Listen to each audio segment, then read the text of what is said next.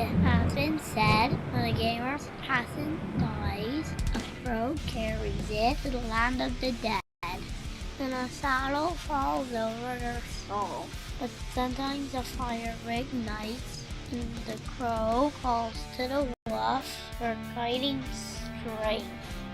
Then sometimes, just sometimes, the crow and the wolf could bring the player back to press start once more.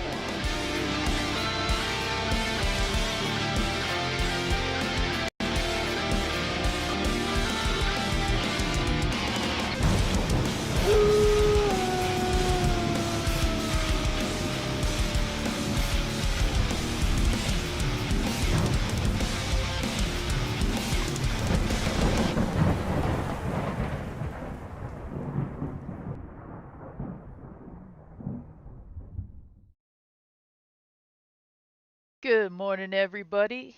It is I, zombiejlt1.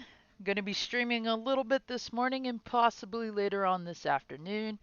I just want to make sure that if our bro Omega streams today, I'm going to go ahead and cut my streams short. So that way I'm not streaming at the same time as he is. Because you guys all know how I feel about streaming at the same time as you guys are. Because I don't want to overstep anybody else's stream time, and it's only fair. So if he doesn't stream today, or if nobody else does, I will continue for just a little bit. Got a few things I might have to do today in terms of content editing and whatnot, so we'll try to go as long as we can. And at the same time, if there's anyone that we can shout out and share links for, I will gladly do so.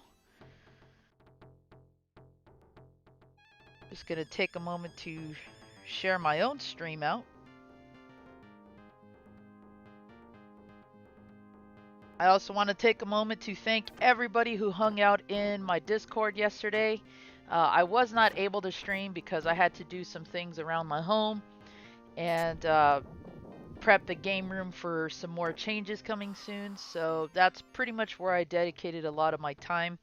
But we had a blast watching some cartoons and some film suggestions from people in the community, so I want to thank everybody who was there. And even if you didn't hang out with us during any of those DVD screenings, just know that you guys were missed, and maybe you guys can catch us later tonight and possibly throughout the week. We have a few more requests that I will be hosting, and I'll also be taking suggestions as well for that. So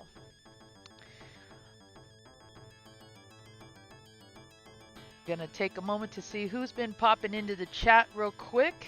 DOA, GMC, Lit Gaming, Quesadilla, Eugene, Retro Ryan, welcome everybody.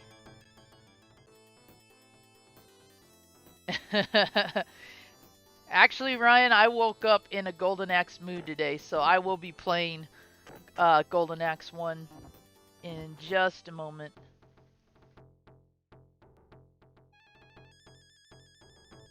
Like my tweet said, ever just wake up in a certain mood? That's exactly how I feel about this game today.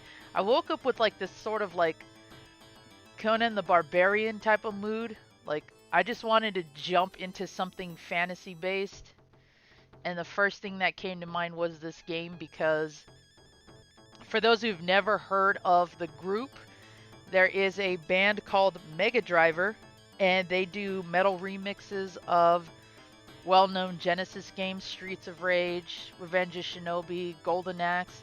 They have an awesome metal album that they did, and I haven't been to their website in a while, but some of their content is on YouTube, so I highly suggest checking them out if you're a fan of video game remixes, if you're a fan of metal, because they did some really cool covers, and one of my favorites is this song here, Wilderness, from the Golden Axe soundtrack.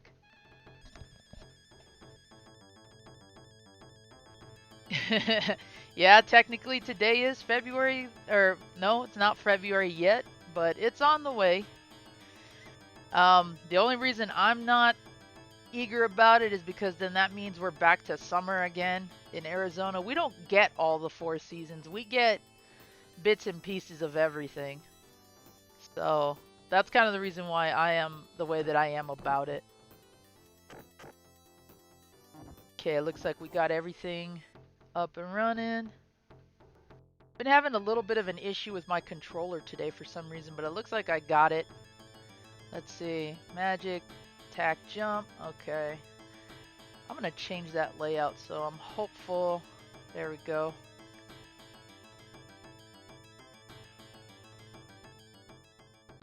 Man, talk about a blast from my past. I love this damn game.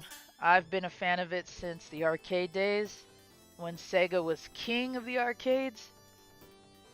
And anytime this or Shinobi was around, I would always dump whatever quarters I had on it. Everything about this game is just so badass. The soundtrack, the characters, the magic usage, all of it. I want to say that Golden Axe 2 is definitely a welcome sequel. I think they improved upon some of the things that already made this a good game as it were. I think my favorite addition is the magic, the selectable magic gauge. Definitely was a game changer because you didn't have to use up everything you saved. You could just use up a little bit and save the rest. See, you're lucky, Lit. Everybody who is complaining about the snow, you guys have all heard me complain about how you guys shouldn't complain about the snow and the cold, because I would love to have some of that out here. It's just too damn hot. For somebody who likes the cold as much as I do, I am surprised that I was born here. But for all I know, I was probably smuggled out of some other state.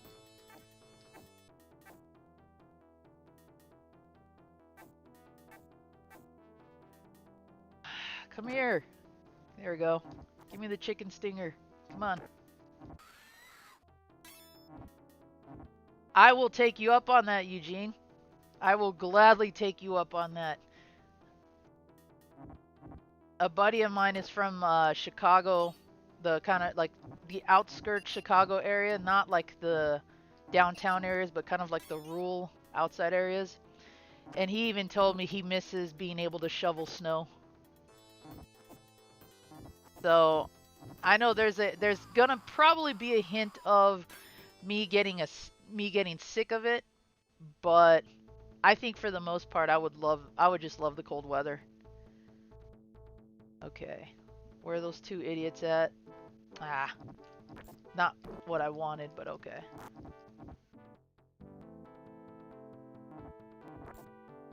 That's fine. Knock me off that.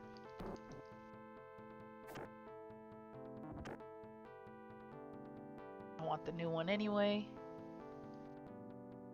Thank you.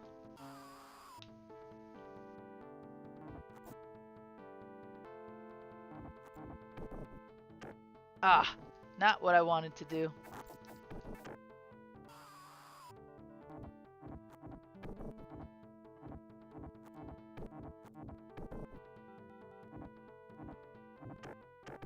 Ow. Give me the boot. Really? Still not down yet? There we go. Nope.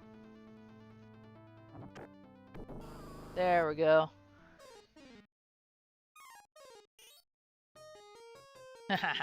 What's up, Rican? Rican did an awesome stream last night of Pokemon Arceus. Be sure to check that out. And while I'm at it,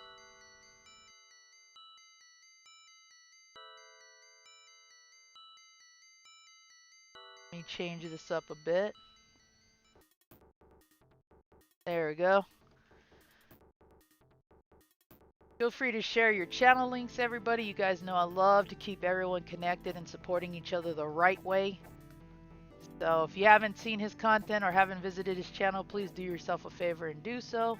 Really great guy, really great addition to the community, big supporter of a lot of us. So why shouldn't we return the favor, right?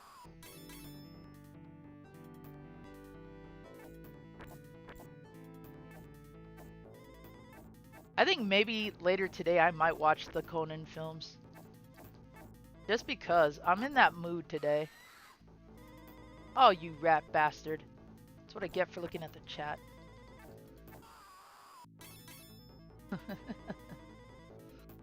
No, I'm not blaming you guys. That's my own fault. I have the ability to choose what I'm gonna look at, right? Come on.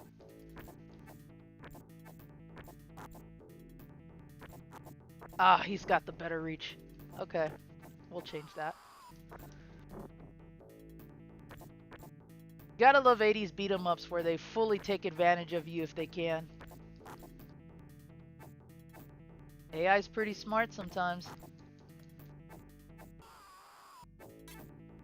My new gig yet? No. I haven't heard anything yet. So, but when I do, I'll definitely be celebrating that. I'm hoping that's gonna be the start of this month. You know, a new beginning for me at least, because you know, I'm burnt out where I am. I'm done. I've officially checked out. I'm still dedicated to what I do, but at what costs, you know? My integrity is there and everything, but my pay and my benefits don't match what I give. So I'm pretty much done. And hopefully with the coming of tax season, I'll be able to improve my streaming situation. And as you guys know, I work with Ryan and BFG on our awesome podcast together. So I'm hoping with a new setup comes better quality for that as well. Come here, you little shit. Really? Not what I wanted to do. I try to get him over here more so that way I have something to save. But that's alright. Just let them come to you. Provided they don't charge like that. Yep. Aw. Yank. Give me back my dragon.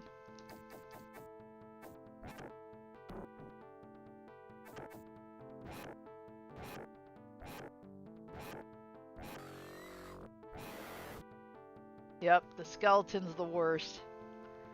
But if you've ever seen the classic Jason and the Argonauts, you know why that is. They're relentless.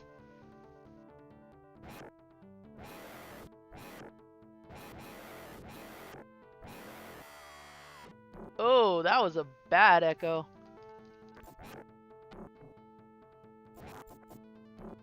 Yes, please burn her. Wait, what? Okay, apparently that doesn't work the same way as it does in the arcade. Fair enough.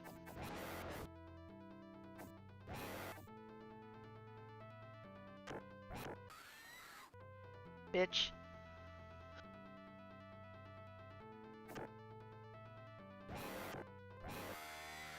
Oh man, that noise. Hey, what's up, Calvin? Yep, that's right. Playing some old school Golden Axe.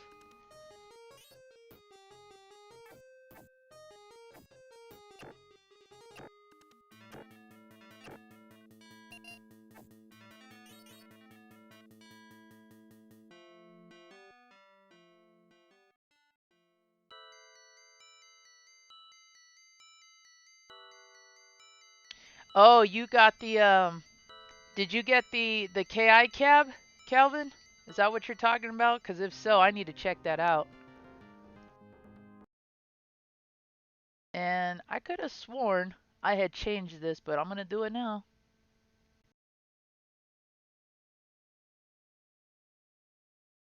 There we go. Drop those channel links, everybody. Hey, what's up, Outlaw? Oh, you had the Pandora's box too? Damn. I need to get that.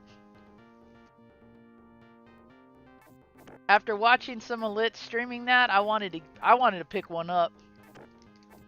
It's a better substitute for a lot of the kits that were out there, especially that that Capcom one that came out not too long ago. I would have picked it up if it was cheaper and it had more to offer besides AVP that I wanted. But the Pandora's box definitely has way more for the buck.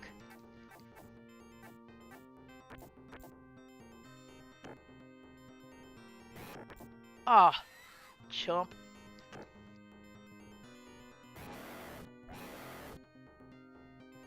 Hot foot.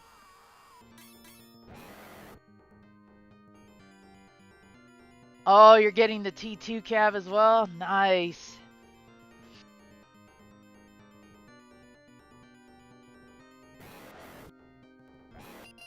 Nope, not what I wanted. Go over there.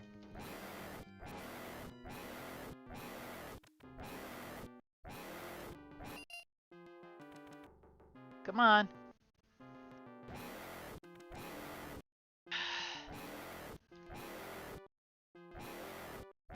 Oh well. Taking a look at... now I can twerk. Yeah, guys, if you're not familiar with people in the stream today, do yourselves a favor, drop your channel links, check each other out in the good way. And if you like what you see, help support one another. That's the only way we're going to grow.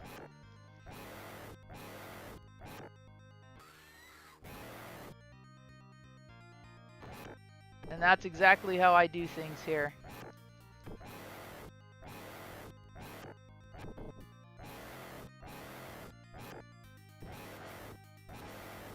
Oh, damn. Lit's gonna modify his Pandora's box. Hey, I know, Dragon. Let's go for a drink at Deb. Whatever the hell that means.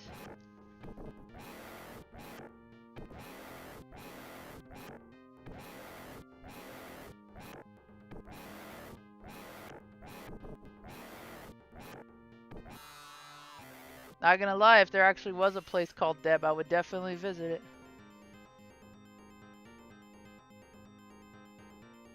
I was trying to read that comment from earlier that Eugene made about Ray Harryhausen. That's pretty sick. I would love to see some of his stop motion models like that. You know what another good movie, and I say good movie because I know it's kind of gone underappreciated as of late. The original Clash of the Titans. Such a good movie. That was one of my favorites in grade school. And anytime we got to watch it when we studied Greek mythology, I was always for that. The remake was okay. I did like what the remake did with Medusa, making her both beautiful and scary at the same time. But for the most part, I like the original. There's just something about that classic cheese that I just love. And plus, you know, the original had the classic lineup of actors and actresses, if you knew who they were, that is. So maybe I'll watch that too. Maybe I'll share that in Discord.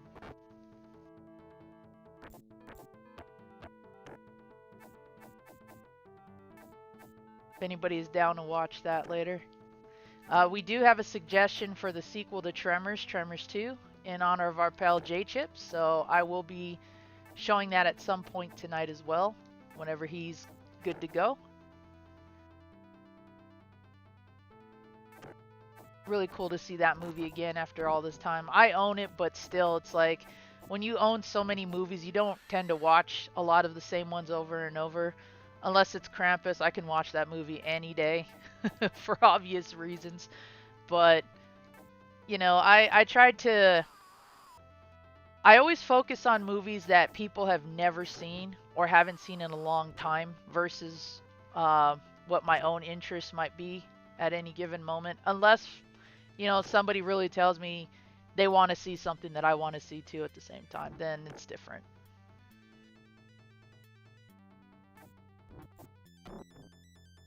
Wait, what?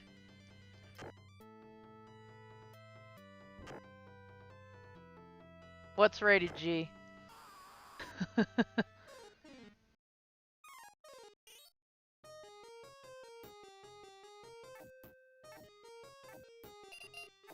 Oh, that's cool. Man, you got to see all this cool stuff, Eugene. I love it, man.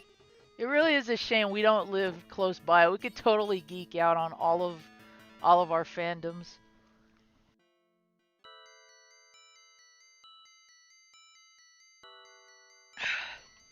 Taking a quick swig out of my Ouija board cup.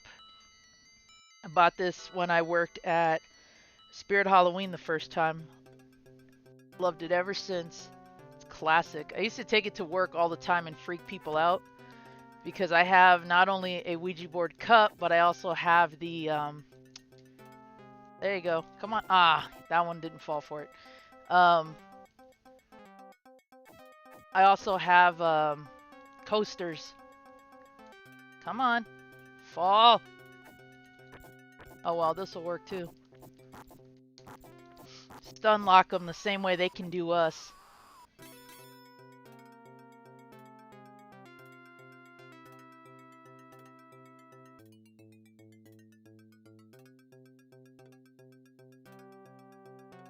Okay, there should be skeletons here. Yep. Get them lower down here. Later. There should be some here. And again, we're going to go for that same old stun lock.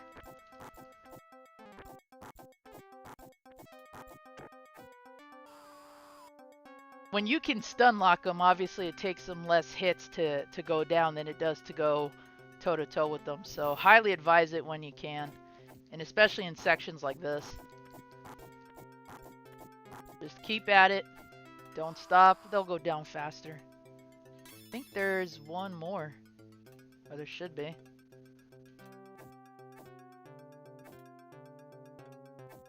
Ah, I want him up here.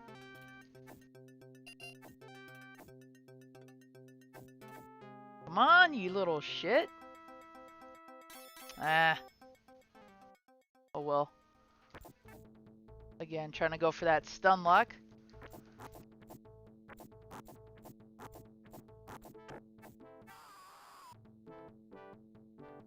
Yeah, I realized that level 1. It's because my camera was acting up again, so I just decided to leave it. But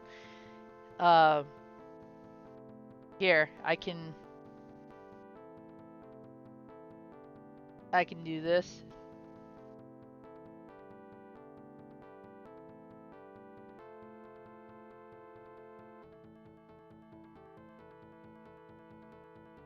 There we go.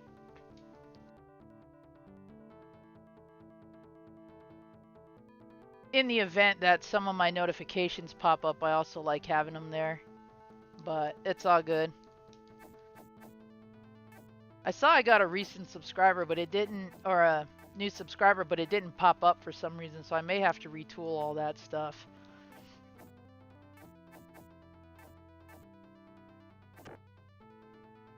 But appreciate you stopping in, bro. I hope you are doing well. I haven't seen you in a while. Hope everything's good. You don't dare touch Ouija boards, Rican? That's okay, man. That's okay. My nana used to tell me the same thing. She always used to tell us stories about people using the Ouija boards and all that. El diablo venga por ellos. You know, she used to say shit like that. But the funny thing is that she never discouraged me from doing that kind of thing. She used to say things like, well, there's always somebody in the family that knows how to do that kind of thing. A curandero, you know. And while I used to sit there and study all different types of religions and practices, for those who don't know, I actually have. She used to consider me that all the time. She never told my mom about some of the stuff that I was reading and looking into. She's always used to say somebody has to beat it in the family, you know? So that was, I used to take that as kind of like a little spiritual calling.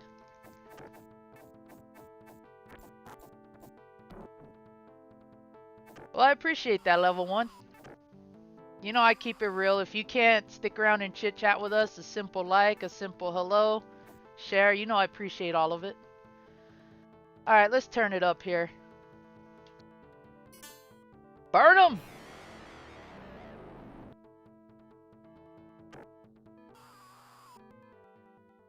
Love it! Ugh! That has always been my favorite magic. Always.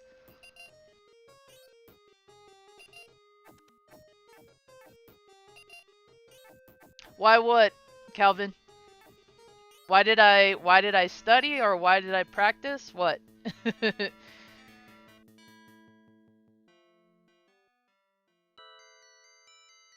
There's a lot of interesting things that most people don't know about me. Mostly because I haven't really talked about them. I'm not afraid to. I just don't bring them up. And the moment I mention I use a Ouija board, it tends to clear out a room. I got horror stories, you know, not everything was perfect for me. I got my fair share of things that gave me the creeps, but, you know, it comes with the job. And I just walked right off the damn bridge. It comes with it. There we go. Ah! Oh, I thought I avoided it. Damn it. I was hoping to get him off the damn bridge and not take myself out. But, there you go.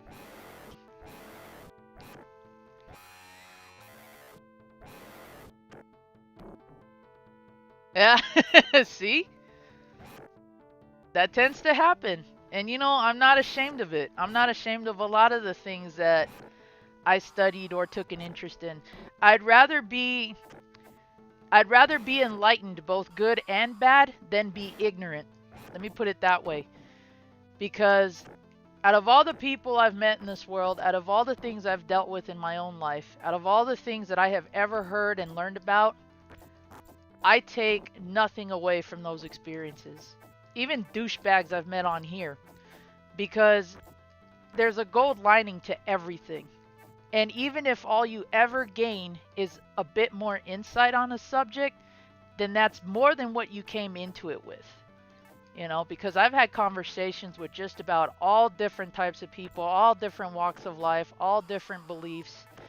And not just on the religious side of things too, the political, you know, the social, all that. And I take nothing away from all of that at all. The only thing that I sometimes hope is that I learn more than what I already know. So that way I can say I gained even more just from that simple interaction. Yeah. I mean, let's face it. We deal with fake trolls, we deal with real trolls. We deal with people who come in here and, you know, claim to do all kinds of things for us and not yet once demonstrate that, you know? I'm a realist. I know that there are people who can tell me to my face they like who I am, they like what I'm about, you know, they love me or stuff like that, or, you know, hey, I support your channel too, and I never once see them ever comment or make an appearance. I get it, you know. Everybody has a life outside of this. Everybody has a life in it too. So, you know, the only thing that I can hope for is that what I'm being told is accurate, is true too. Because we've all dealt with that. People in our own lives outside of YouTube, it's the worst. We've all had bad relationships. We've all had good ones too. It just comes with the territory. It just comes with life. I mean, look at this. I'm getting my ass kicked by the Crimson Twins here, and I don't give a fuck because I've beaten this game several times. I just like chatting with all you guys. If there's something that you can take away from my stream, whether it's whatever we talk about, or, oh, hey, you know, I just learned a new little trick for this game, you know, thanks to Zombie, then there you go. I feel like I contribute in some way. Even if all you're doing is laughing at how shitty I'm doing right now, I'm at least giving you some form of entertainment, and that means a lot. Too good for the silver lining. Josh, you know how I feel about silver, bro. That I have a skin allergy. But welcome to the stream, man.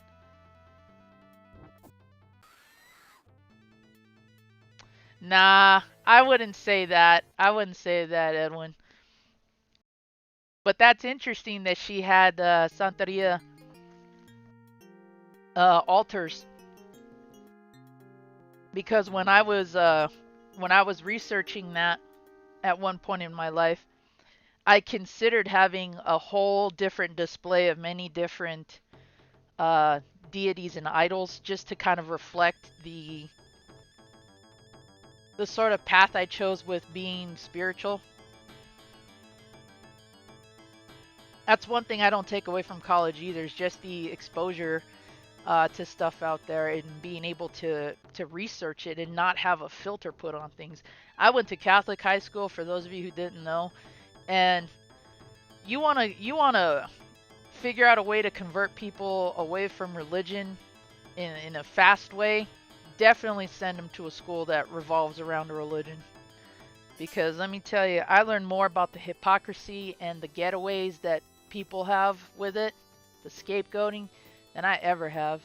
And I think statistically, uh, Catholic institutions tend to produce the most drug users and sex addicts. But I'm not one of them.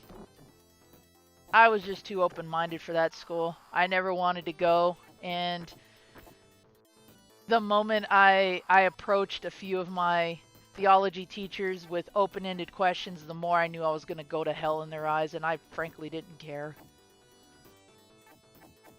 You know, I wasn't there to... Oh, alarm time. Sorry about that, folks. I wasn't there to please them. I was there to get an education and, get through my time as much as possible. So, but it's... Again, I don't take away from my experiences there. All it did was show me how I have to live the path that I want rather than what someone forces me to think. And I'm not knocking anybody that's religious or spiritual. Don't misinterpret that. I'm just saying that based on my experiences, I learned who I want to be and what I don't want to do with my life. So that's definitely something I can take away from that. And adding some of the stupid shit I did in school too, like reenacting the spider walk scene from The Exorcist in my main campus. I don't regret those either. I was just being dumb and rebellious, but there was something to be said about doing things like that too.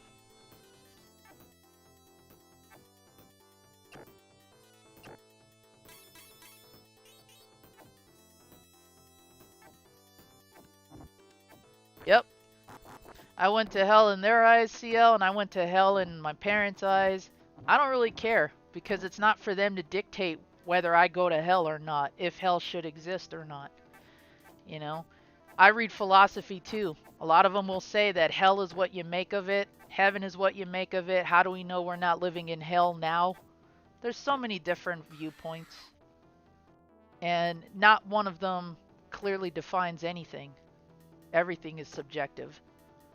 So, once you can accept that, your mind and your beliefs become limitless.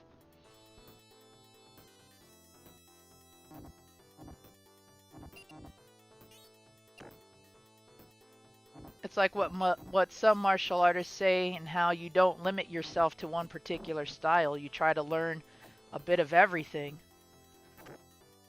That way you become even more effective. Why not have the same approach towards knowledge in general, let alone religion?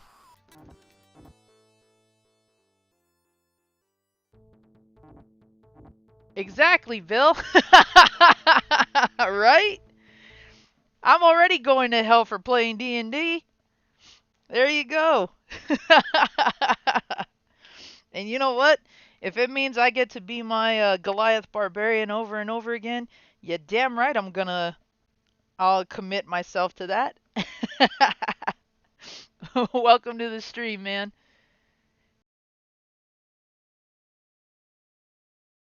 Exactly, Rican. Nobody can tell you how to live your life. Nobody can tell you what truly defines being a good person, what truly defines going to heaven, going to hell.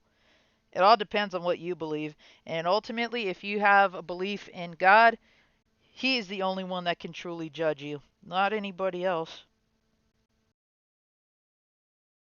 Yes, I did, Edwin. Story time about zombies' high school years. So, in my campus, we had what's called the senior stairway. Only seniors could use it. It was the quickest route from classes on the second floor down to the main office area. Not a big time saver, obviously. It's kind of like, being told you're too young to drink alcohol, but you do it anyway, kind of thing. I had no respect for that because if I have to haul ass across campus and that's the only way I can get to my classes on time, then I'm going to do that. And so I had the mindset of people telling me, oh, well, you shouldn't go up there. It's the senior stairway. And I'm like, well, I didn't see a sign. I don't care. I got to get to class. My class time is more important. Um, and then eventually they showed me there's a sign up there. I still didn't give a fuck about that. But anyway, um, so we had this stairway, and to further demonstrate that I didn't care about what that school had to teach me and respect for that senior stairway, I walked down it upside down, uh, the same way that they showed in the film with Linda Blair when she did the spider walk scene. And a friend of mine actually took a photo of that and put that in the paper. So at one point there was a article about me doing that front page, and I was just like, damn it, I should have saved a copy of that paper.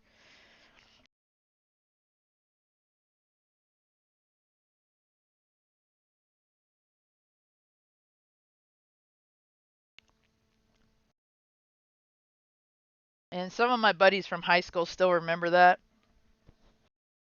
Would I go and do it again? Absolutely. I had no shame in doing it before. No way in hell I'm not gonna have I'm not gonna have any shame not doing it or whatever. You get what I'm saying? I would gladly do it again. It is not a big deal to me.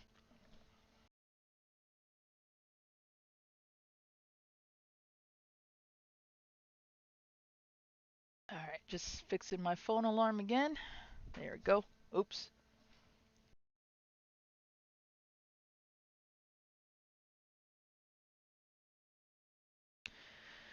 Well, it all has to do with what you let people learn about UCL. Just because somebody doesn't tell me that, they're good natured or whatever, doesn't mean that I can't tell based on a person's actions and how they demonstrate themselves.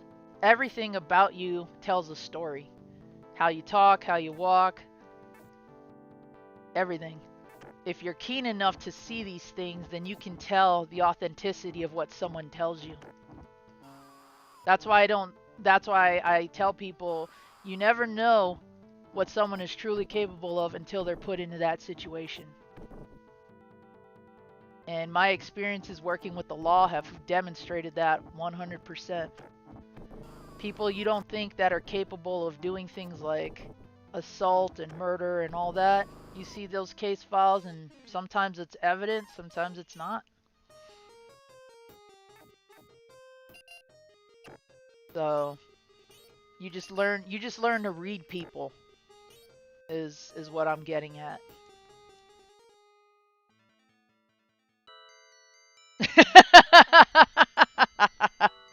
Well, I just took a shower not too long ago, Edwin, so my hair is kind of damp like that. But don't worry, I'm not going to be coming out of your TV. And if I do, I'm just going to be like, hey, can I have like a Pepsi or something?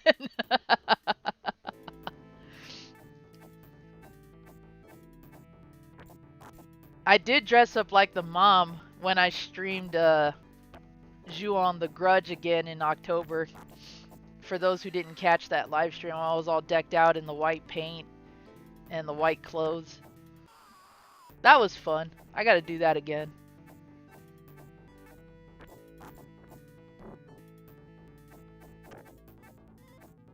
Yep. That's true, CL. A lot of good people can be pushed to do things that they never would think were possible, but the same works for the other side of the spectrum. People who are known for doing bad things can in turn do good things too. The key thing is that no matter what, you just have to want to do it.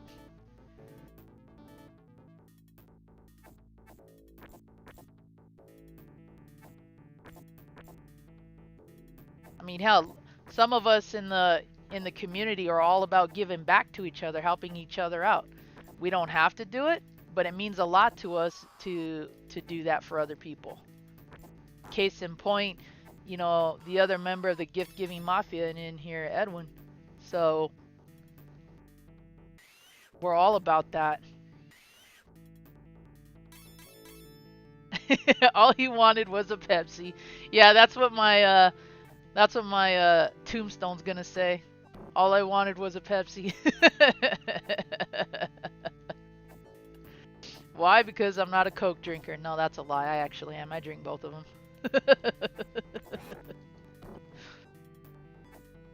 Or maybe I'll have something like all he wanted was the last slice of pizza.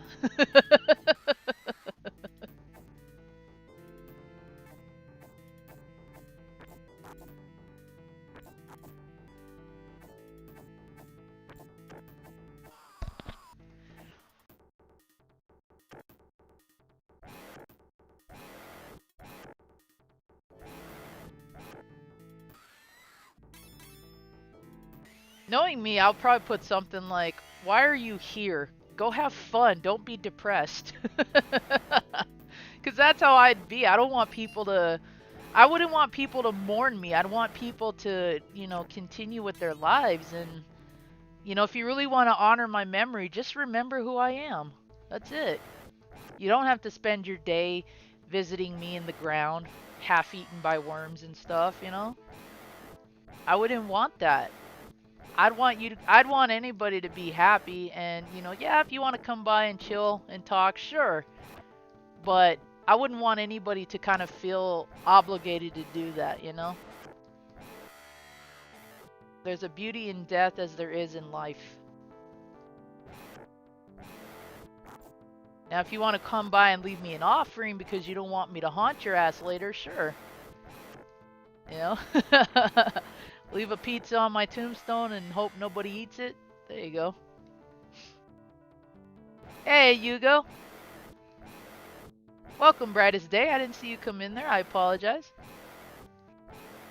Sony acquired Bungie, huh? Hot damn.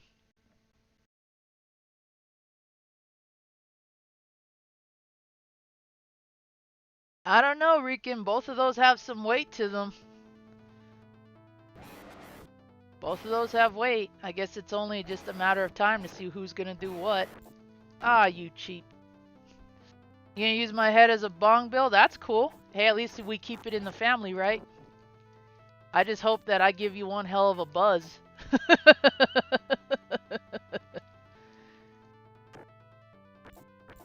Like, yeah, this is Zombie Skull. Guaranteed to fuck you up.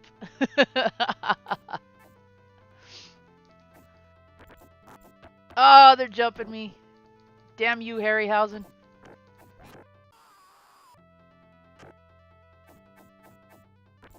That's what I'm gonna call these skeleton warriors from now on. I'm gonna just call them Harryhausen. Thank you.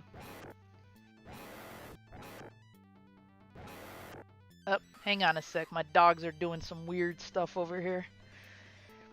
Damn hellhounds. Let me see what's going on.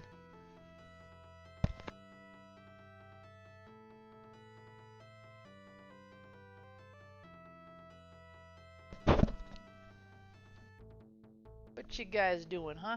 Are you just messing with the screen door? Okay. Take a chill pill. Ugh. I love our dogs, but they can be pains in the asses too.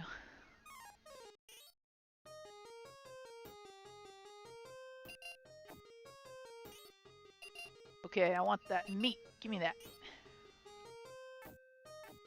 Ah.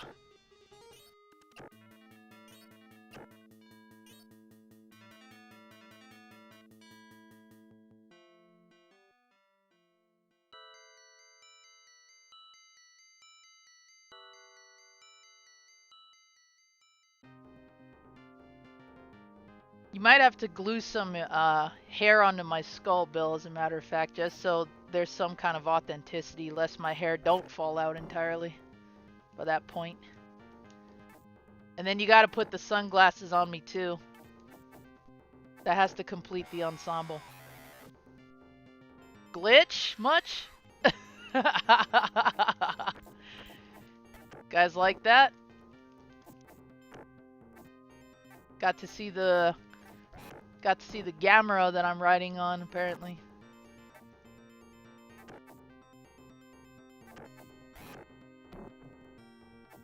I gotta get rid of these guys because he's gonna give me the hot foot if I don't do it quick. There you go.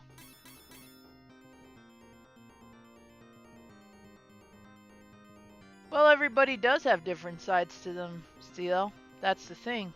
The question is what you let people learn about you.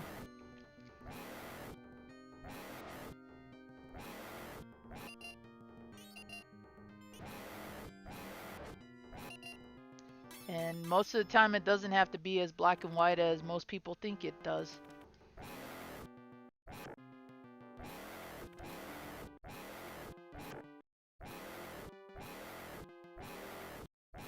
Now we're talking, Bill.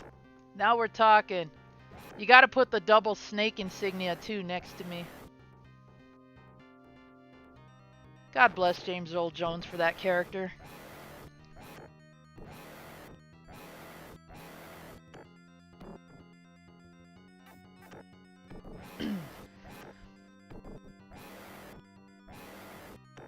Damn, my timing is off. That's okay.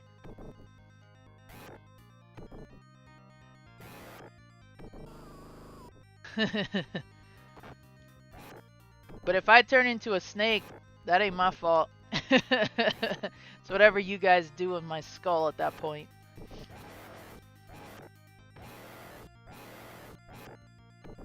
If you don't have any idea what I'm talking about, chat, in the first Conan the Barbarian movie with Arnold, James Earl Jones played the main villain, Thulsa. He was like this, like, sorcerer, swordsman kind of thing. I don't know if it was really magic as it was like a cult, but he could turn into a snake and do all this weird stuff. It was cool, but at the same time you're watching it going, what the hell? The giant snake orgy scene. Yeah. God bless the 80s. We were willing to take risks back then, no matter how weird it was.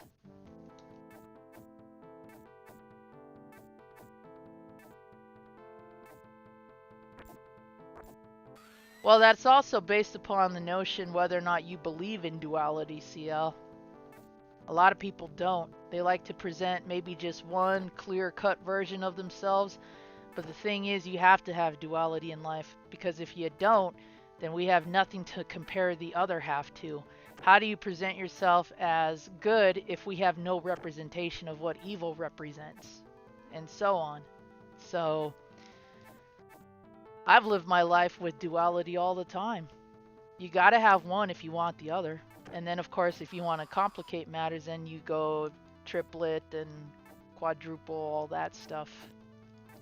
Which, whatever your philosophies are in your walks of life, will either be challenged, equaled, maybe enlightened, or maybe they'll stay stagnant.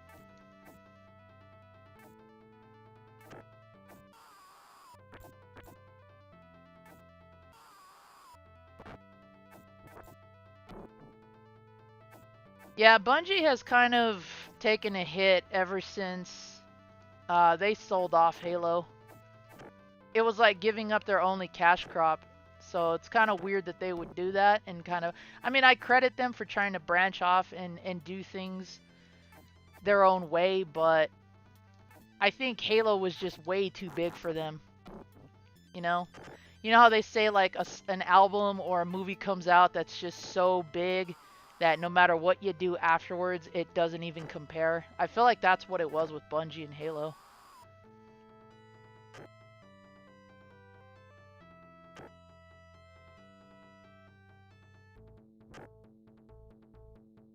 Hey, Uncle Phil, how you doing today? Hope you had a good work day.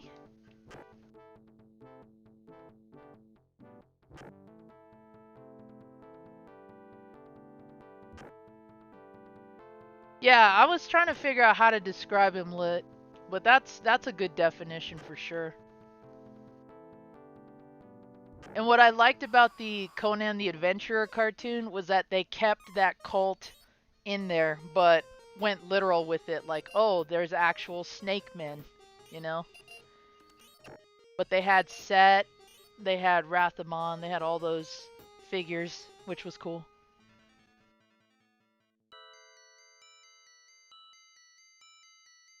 Oh, you're off today. Okay, well, I appreciate you spending your off time with us today here.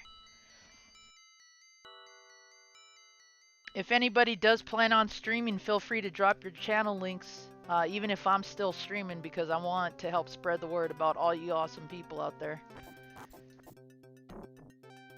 Damn it, Captain Red. There you go. Come on.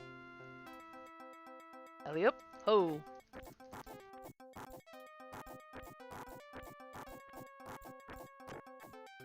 Nice, got them both. Come on. See ya. Yeah, seriously, today's my day off, so I try to do anything I can just to enjoy it, cuz once that whip cracks tomorrow, it's back to the ye old job. Aw, oh, damn it. See if I can knock him. There we go.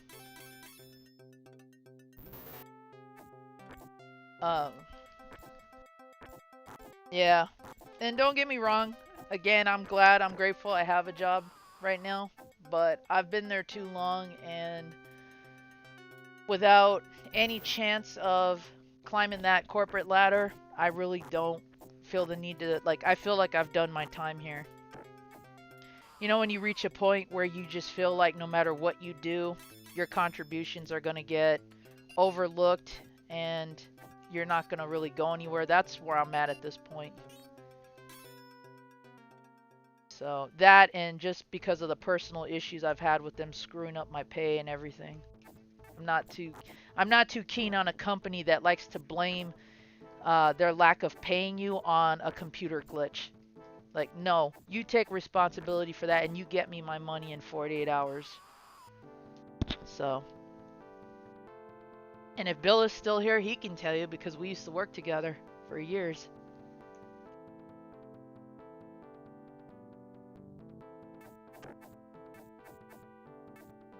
Yep, there sure are, CL.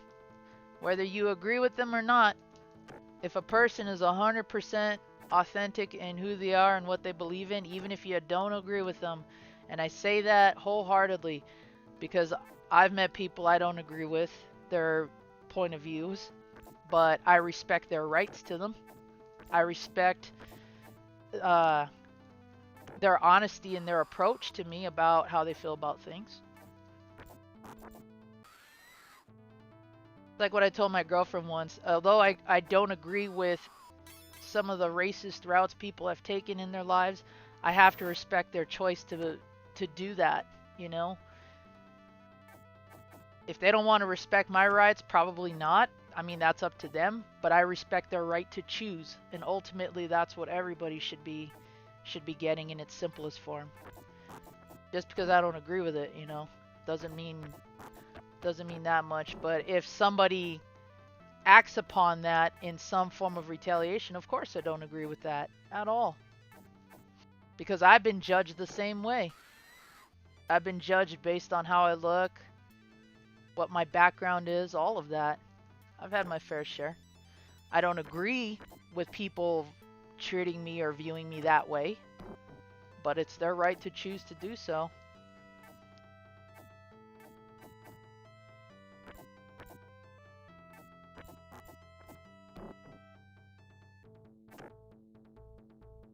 Hell, one of the times I got in trouble at work was because of the fact that I made fun of my own androgyny. I literally got written up for making fun of myself. That's the society we live in today, you know?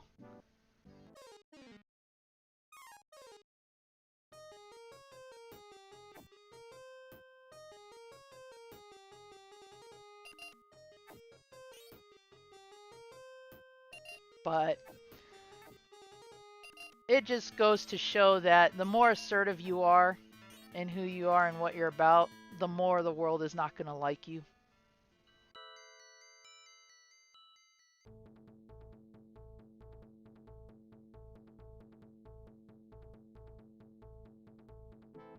Yes, and that is a great movie, by the way.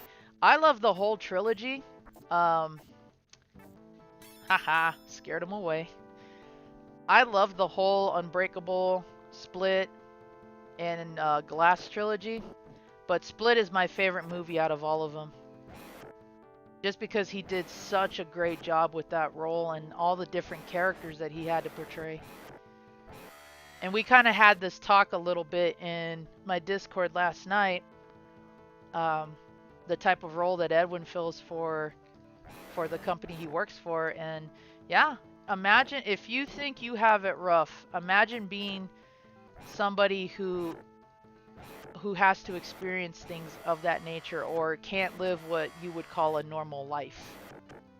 You know, normalcy is overrated anyway, but imagine what it must feel like to be in a position where you can't do things for yourself legitimately, not because you're lazy or anything like that, or you can't comprehend things because your genetic makeup doesn't allow you to. You want to talk about people having it rough and never feeling accepted. There you go.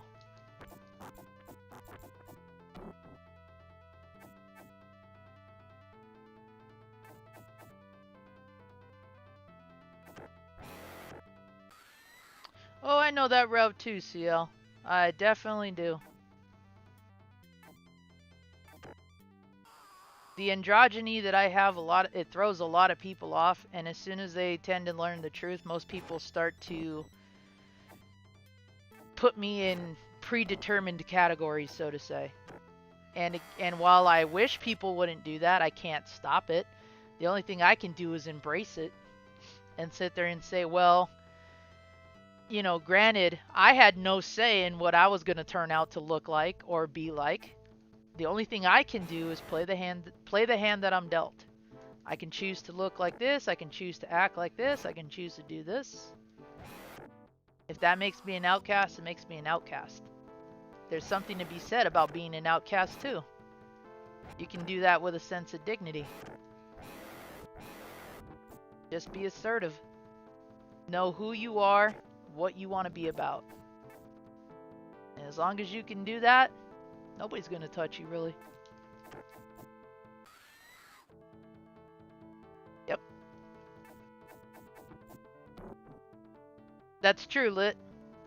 The more independent thinking you are, the more you are deemed a threat because you're not going along with the herd, you know? I have a mind that anybody is allowed to believe in what they want to, support what they want to.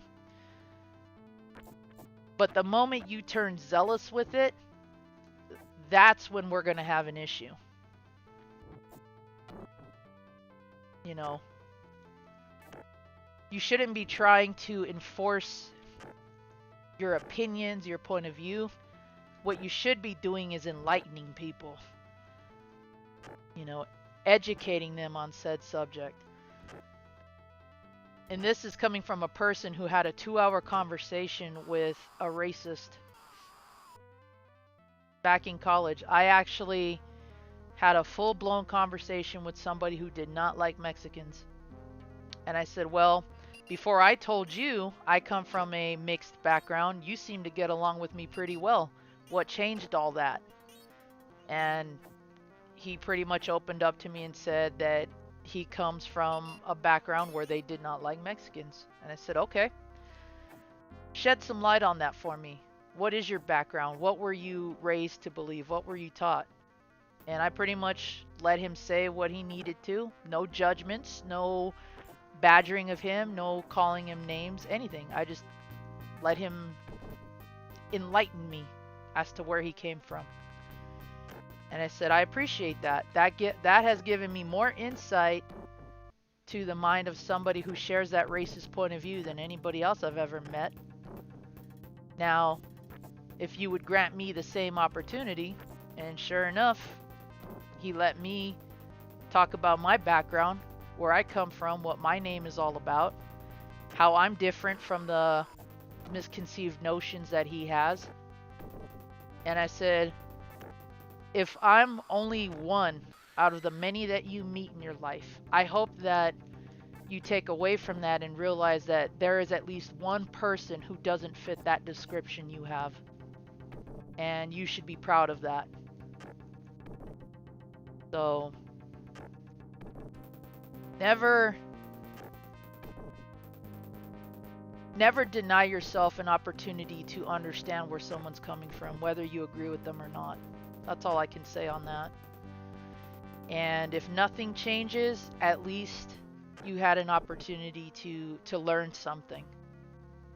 They always say, you know, the part of what makes a good day is learning something new, and you can definitely take that away from the people you interact with for sure.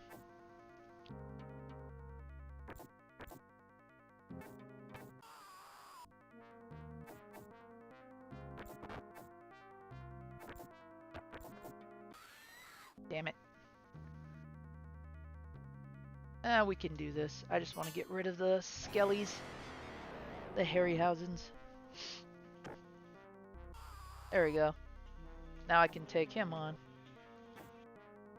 There goes my alarm again. Sorry, that's going to be going off every half hour because I have some in-game activities that I have to do with Pokemon Go.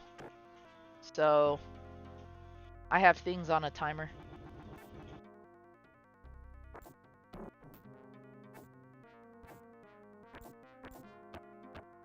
Alright, let me just take care of this. There we go. So you see, even when I'm streaming, I'm gaming too. On a whole other platform. Gosh. There we go.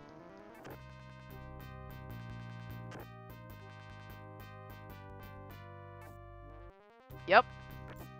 That's a very true statement. As much as we all love to talk, be an observer. Learn to listen more than just with your ears. Take all perceptions in. Ow.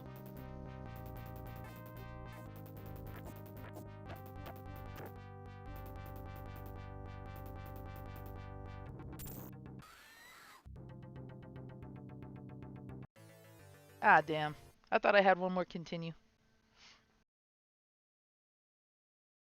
Hey, geeks, how's it going?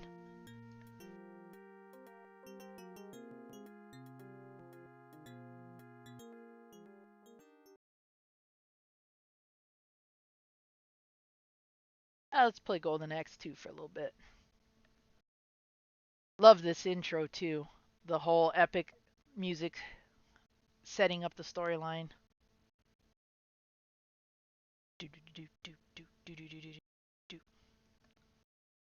There we go.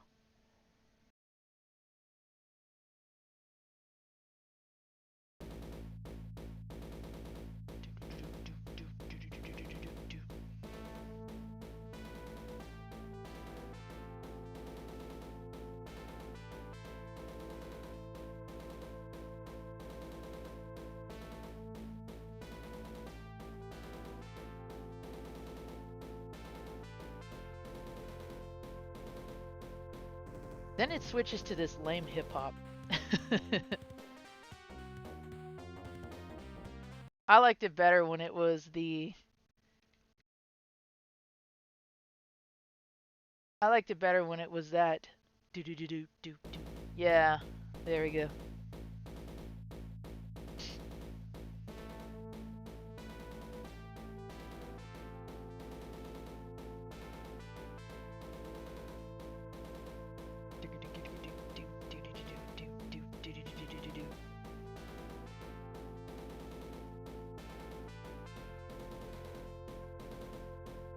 Good stuff.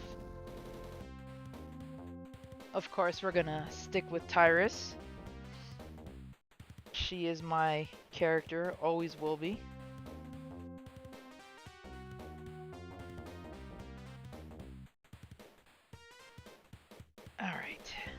Where is my water? Here we go. Ah, I'm out.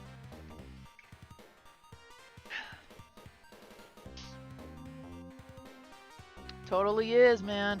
And you know, I've always said that the Super Nintendo, when it comes to the soundtracks, SNES tends to make a lot of better ones.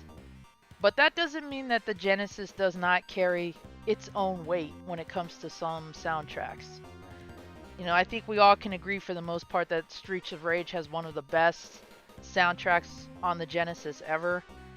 I love the Afterburner soundtrack too. Always amps me up. So there is something to be said about the sound capabilities of the Genesis in relation to the Super Nintendo, but when it comes down to games that are on both consoles, I tend to favor the Super Nintendo's sound over the Genesis.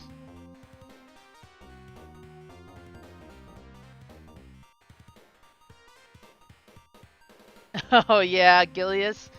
Man, see, that's the type of axe I would want to wield if we had to go back to medieval weapons. I don't like the single-sided Gimli axes. I like the double-headed ones like these, like the ones that are bigger than the guy who's wielding them. And that's why I feel Axe Battler should have gotten a bigger sword. He should have had like a broadsword, in my opinion. He doesn't wear armor, but maybe that's thinking too much along the D&D lines.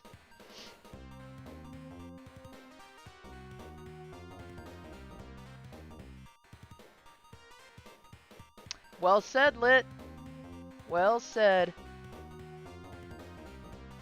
Hey, Heaps, how you doing?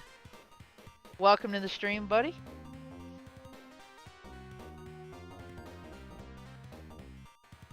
Yeah, it's totally Tholson's music. Man, you guys are getting me to want to watch Conan the Barbarian. We keep talking about it, and the more we do, the more I'm just like, you know what? Put the damn DVD in. But that's cool though, because I'm glad to see that a lot of people like that film. I tend to like Conan the Destroyer a bit more, only because of the soundtrack used for that film. But storyline wise, I think the first film had a better story.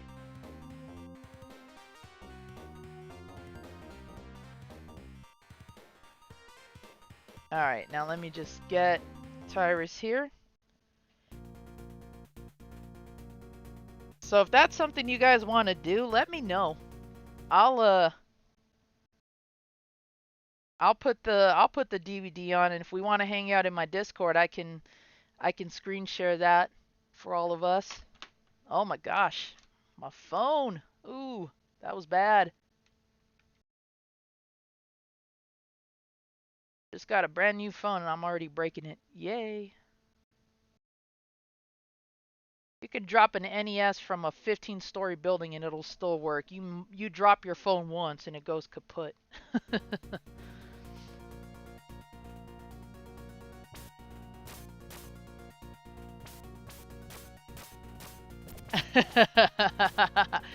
I'm telling you, Josh, I can put that movie on.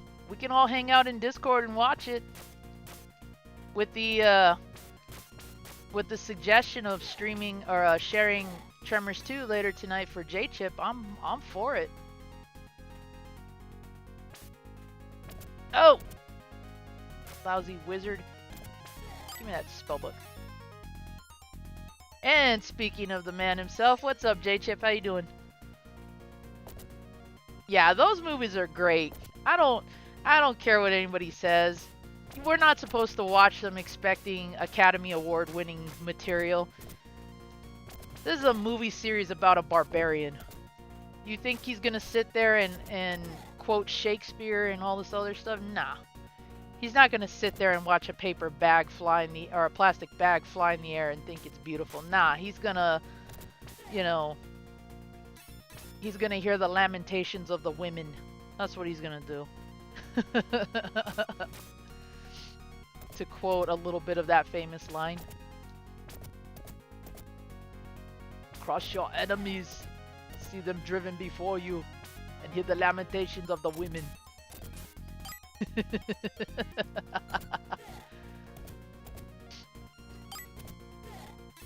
I think we talked about this in another one of my streams, or maybe it was somebody else's, but we talked about the whole 80s action scene. Like, we had Arnold movies, we had Stallone movies, we had Bruce Willis movies with Die Hard.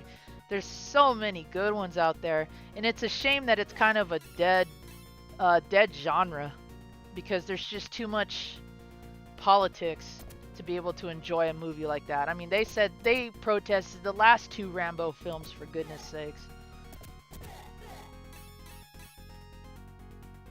Yeah, it is kind of corny, but I love it. I love it. That opening score by Basil Polidoris is just legendary. Aw, I thought he was gonna run off.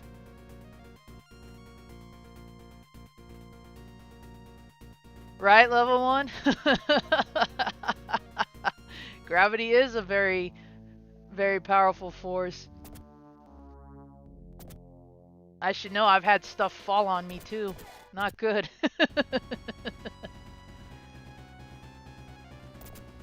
It takes a lot of trust to work retail with people and hoping that they stack things accordingly. But once in a while, you know, sometimes cases of Gatorade just fall on you.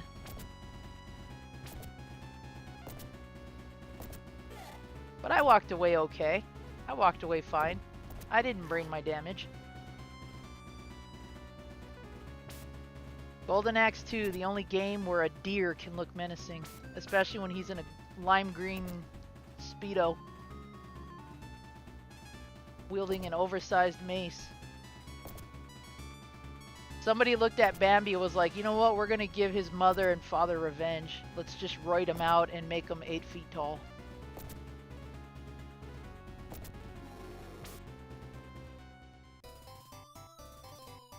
Yes, he was. Will Chamberlain was in Conan the Destroyer. He was the princess's bodyguard.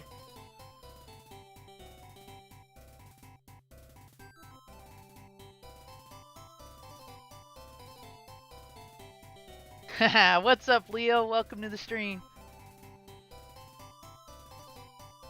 What a time to be alive, Phil.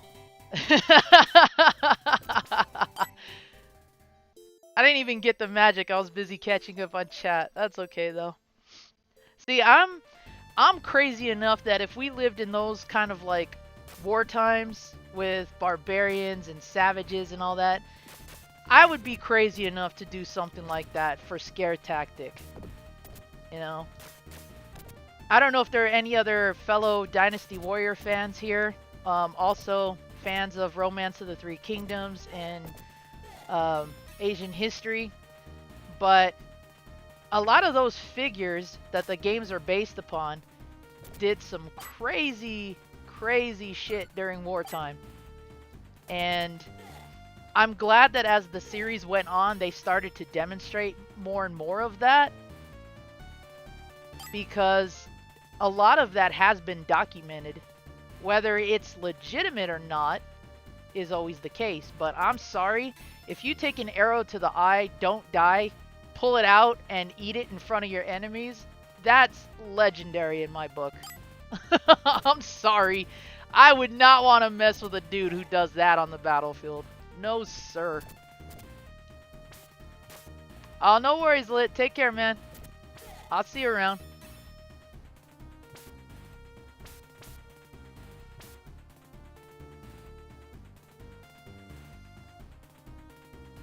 How are you liking that, Eugene?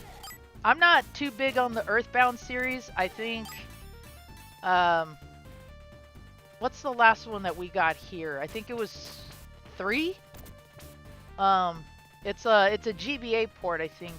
I wasn't too big on that one. I felt like that was the weaker of the entries, but 1 and 2 were pretty good.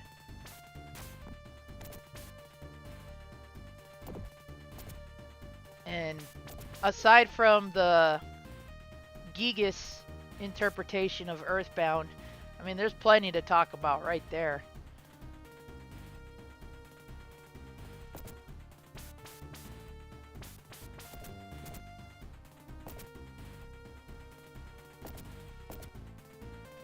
Ow.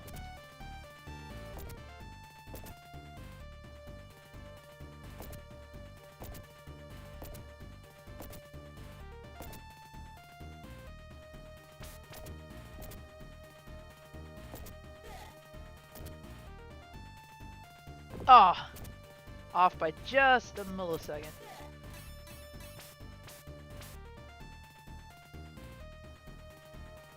Oh, very cool.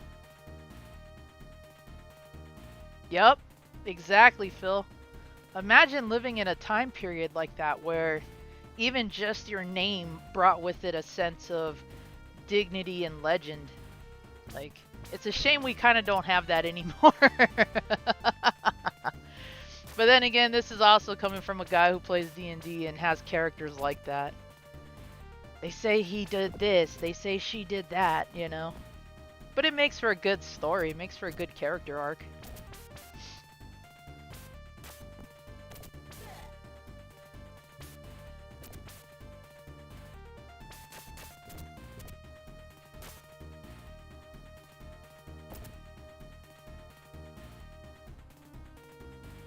And I am not ashamed to admit that I am a D&D player. I'm a total tabletop nerd. Due to the pandemic, a few of our games had to be shut down, but once everything clears, or at least gets to a much better state than what it is now, we have all talked about going back to that.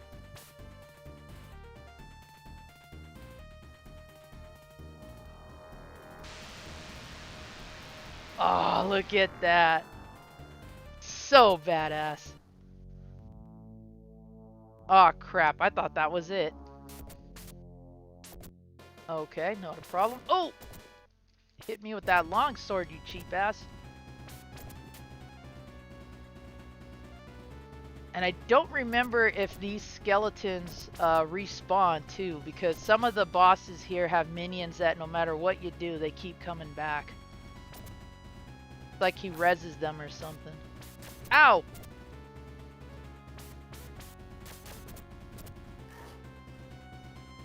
Same here, CL. I'm actually considering going back to school for psychology.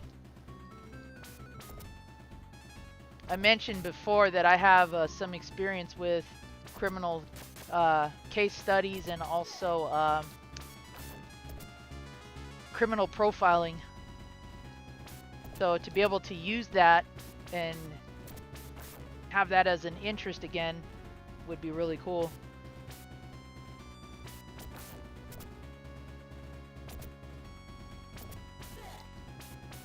It's almost like he's going, shit!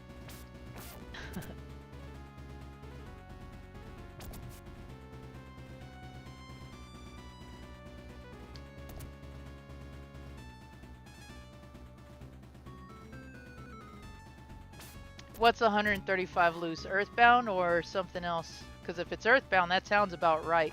Ow! I can pick up a huge walking set of armor, but I can't throw a giant deer man. That makes a lot of sense. Oh! Yeah, taste my boot.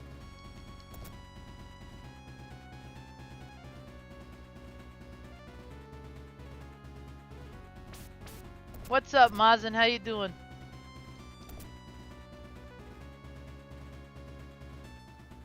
Zombie flare. Yep, I'll take it. She's my favorite character. Just like Blaze is in Streets of Rage.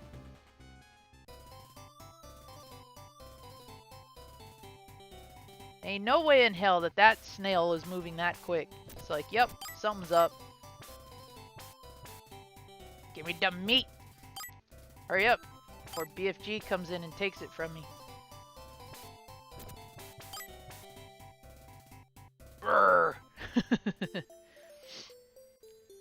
Working and twerking. Nice.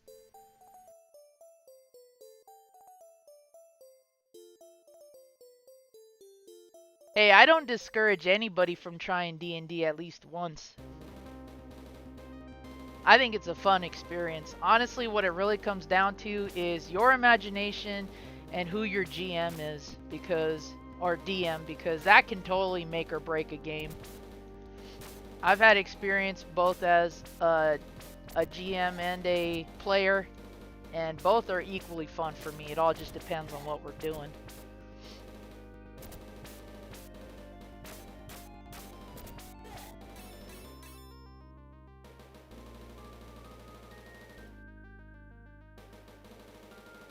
Oh no, Mazin's always working and twerking. The only problem is we don't get to see it. He has his fans only page for that. Can't say I blame him. That's where I do my work and twerk too.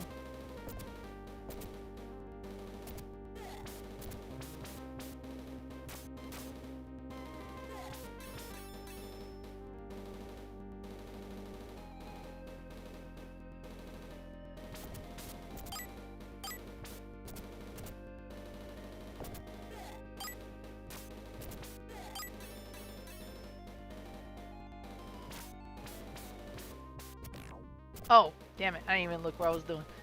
Yeah, I might play more of that later today, Rican. I know that my kid wants to play it, and I told him that if he brought home good grades today that I would let him. So I might end up playing that. I might end up streaming that with him later as well. And for those of you who have been stopping by when I do my Pokemon Go streams, I might do that again this week too. So that'll be something to make fun of me more of. Fall. Thank you. Come on. Fall.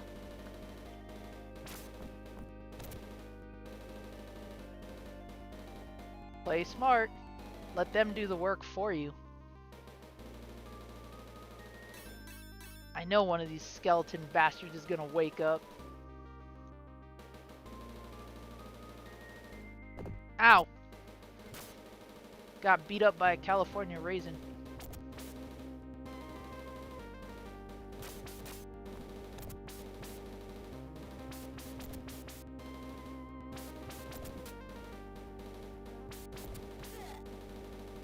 Telling you, I know one of these things resurrects. Oh, hell. Ow! Purple Wolverine here.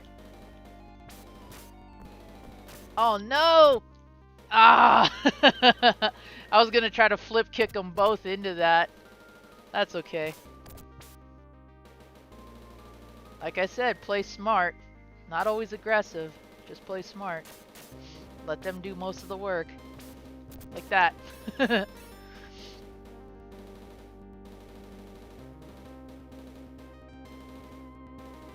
Yeah, Rican made some good progress in RCS yesterday. Really good progress. It's funny too because I was talking to Josh about it. You know, my stream of the game was short because of how late I was streaming, and also it was more so like a first impressions kind of thing. Whereas he streamed it further, and then Rican went further than both of us. So we're like, ah, damn it, we got to catch up now. But I'm glad everybody is enjoying that game. I know there are some reservations about it. Most of the community was not in favor of it from what I've been reading. But it looks like it's starting to kind of turn some heads as far as whether or not the game is good.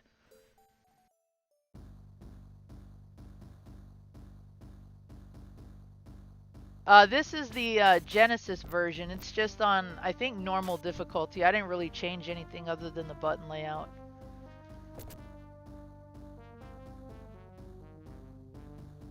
But nothing fancy going on here. No NDR, no nothing like that. I'm mostly here just to play games and enjoy the best part, which is chat with all you guys.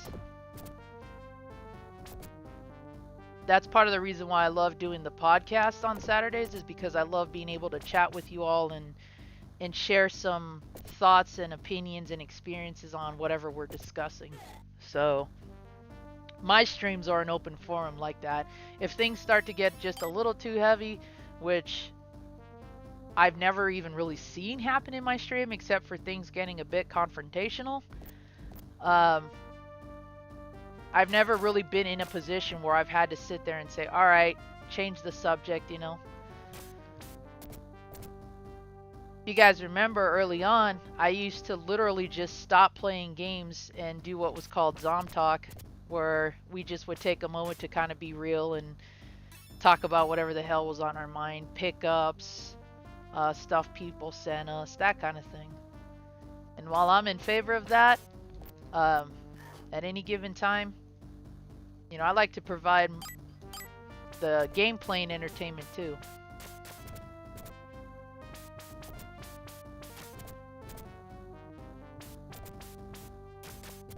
if I wanna make something really professional, you know, I'll take the time to do that. But most of the time I could care less because what I'm playing, chances are I've already finished it one way or another. But I do need to take a little bit of my cue from Mazin and start uploading some NDRs. Games that I know I can do that with.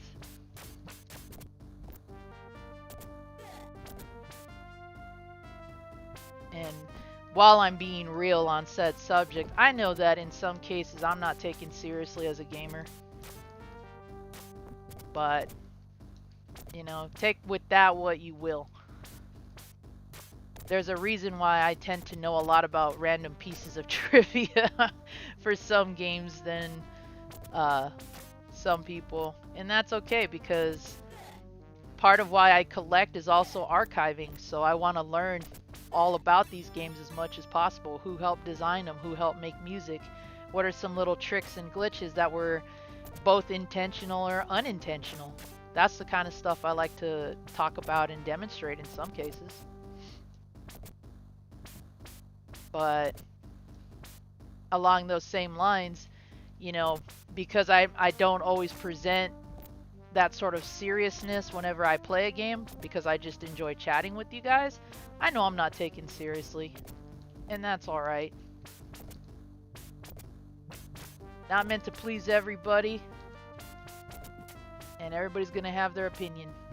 But if there's one thing that I've already demonstrated, it is that I can do some of the things that are talked about. I still come back to the Barbie NDR because man, oh man, did I ever feel taxed on a game like that one. And what I didn't realize, because I was so new to the game capturing, I didn't realize that my sound was off. So I did the whole thing and you guys couldn't hear any of my commentary. And trust me, I was cursing up a storm with that because you really have to have a lot of dedication with that game. It's so slow compared to everything we're all used to. It's monotonous. It's just ugh. I feel like a part of me died that day, but I did it because Captain was asking for more people to attempt it, and I said, you know what, I got the time right now, I'll do it.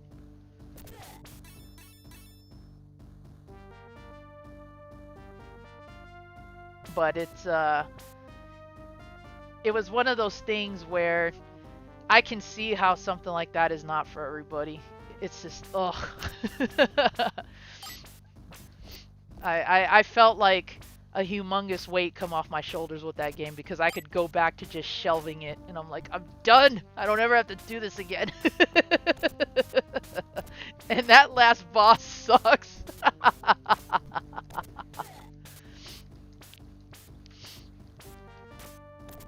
Oh, we always have gum on hand here, J-Chip.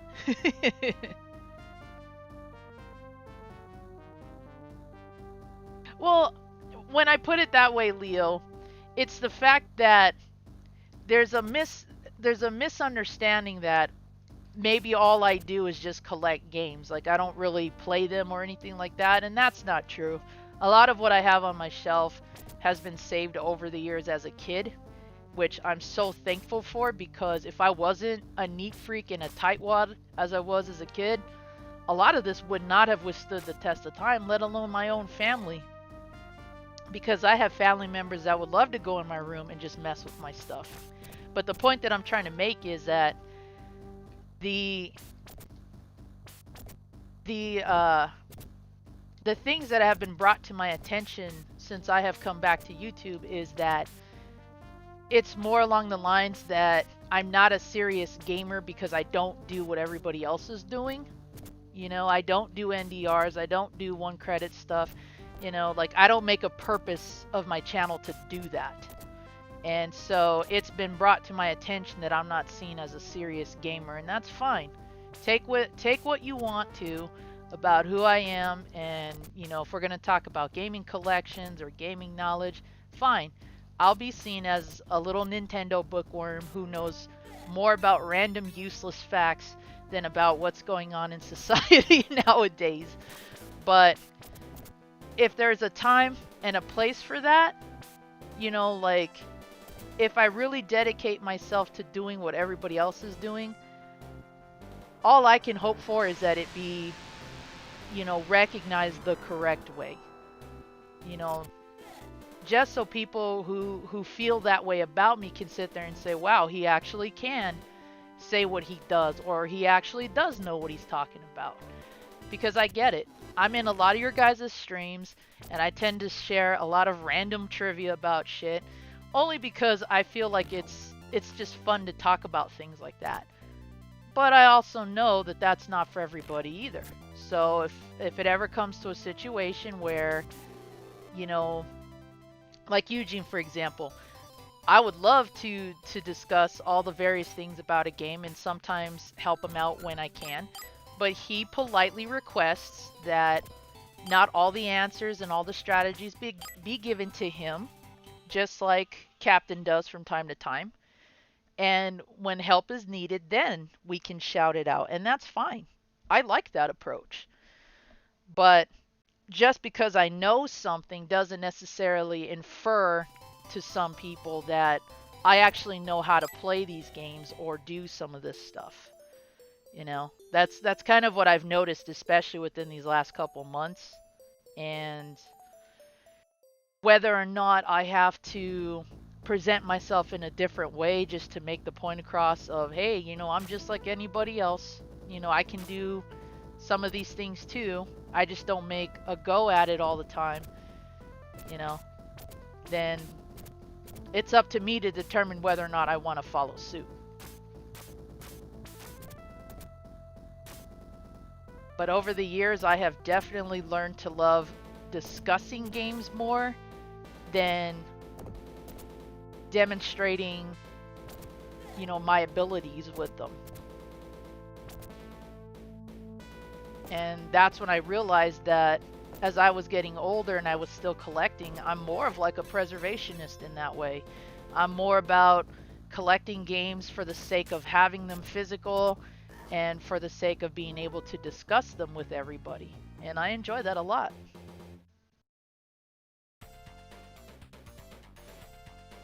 My whole issue is whether or not do I have to do these things just to make a statement about myself. That's the kind of thing where I'm just like,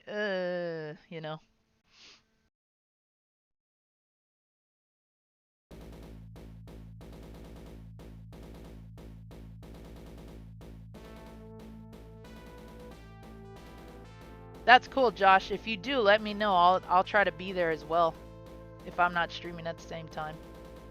And I know I've been chatting away a lot about this, said subject. It's just that I'm very passionate about what I know and what I have to offer. Whether it's, oh, hey, I didn't know that about that game, or I didn't even know that game existed. I'm very passionate about that. But if my passion doesn't come across as, oh, he's only like a bookworm, he only knows the printed information, he doesn't know how to actually play these games, he's not a good gamer, then that's where I'm kind of like, okay, that's a bit unfair just to assume that because I don't do what everybody else does.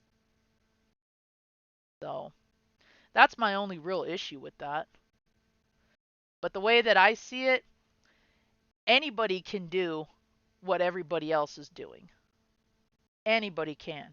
It just takes longer or shorter times, requires a different sense of focus. It all just depends. But to feel like that's what justifies you as a gamer or a good gamer, nah, I don't agree with that. I feel that if we all share that same passion, no matter what, we're all gamers. Maybe we specialize in some versus others, but that shouldn't take away from anybody else's natural ability, and that's how I view everyone I watch. I don't go into a stream expecting somebody to do a tool assisted run or a no death run or anything like that. I just want to see what the game is, and if I like the person, that's really what I'm there for. Come for the game, stay for the streamer. That's it.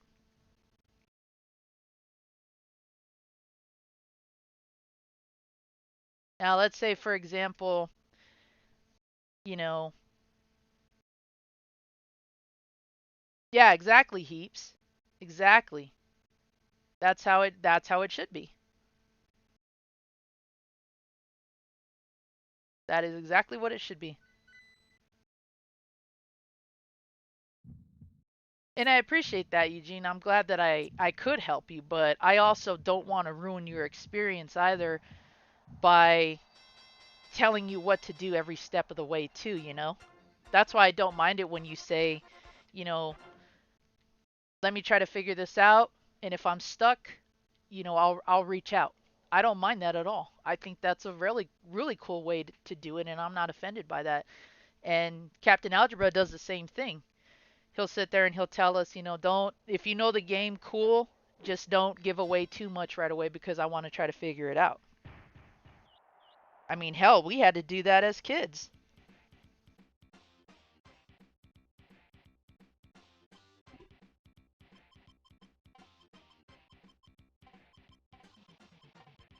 And Lit Gaming and I have had many conversations where we talked about how playing something like Castlevania 2, where nobody believes you could figure out how to play that game, and it's like, no, we did actually.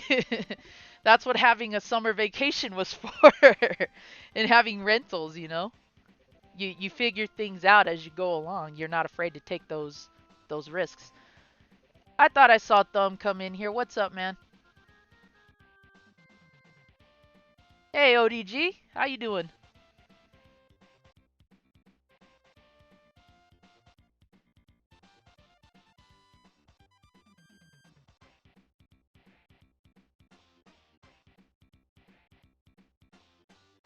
Just catching up on the chat here. My chat froze, so I'm just trying to see where I left off.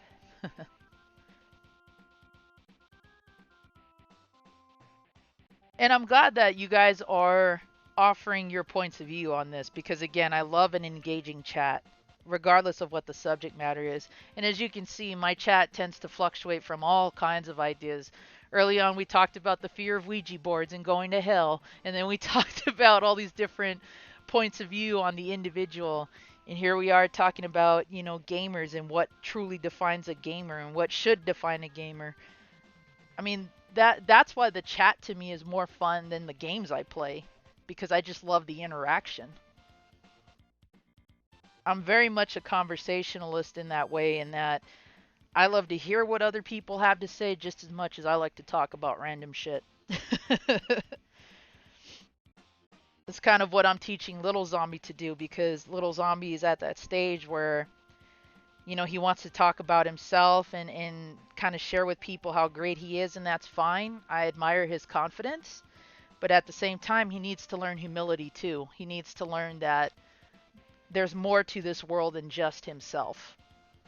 And if he can learn to balance that out and learn to embrace other people, his life is going to be much more enriching because of that.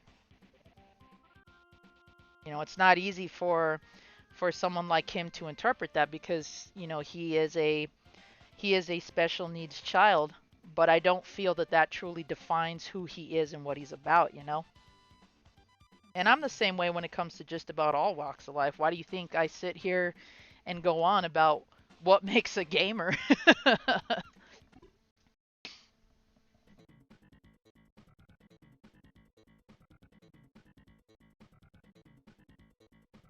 My cheeks froze up the screen. I do have a big mouth. I do have a big head. That was one of the things that I got made fun of a lot of as a kid.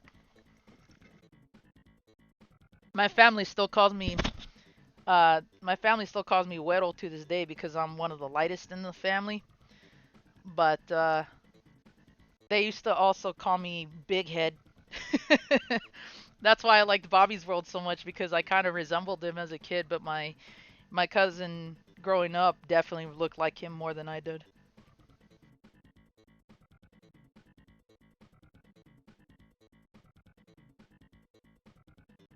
Yep. I miss those golden days too, ODG. Nowadays, if you let a kid play outside, all it takes is for the right person to call the damn cops on you because it's child abuse to make your child play outside. It's ridiculous.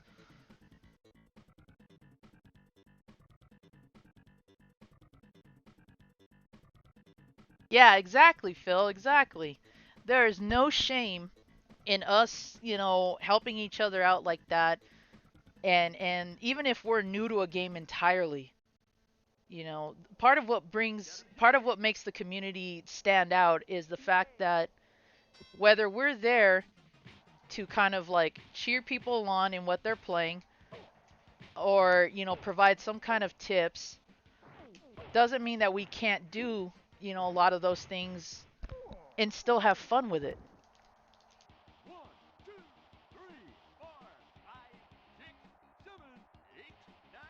Really?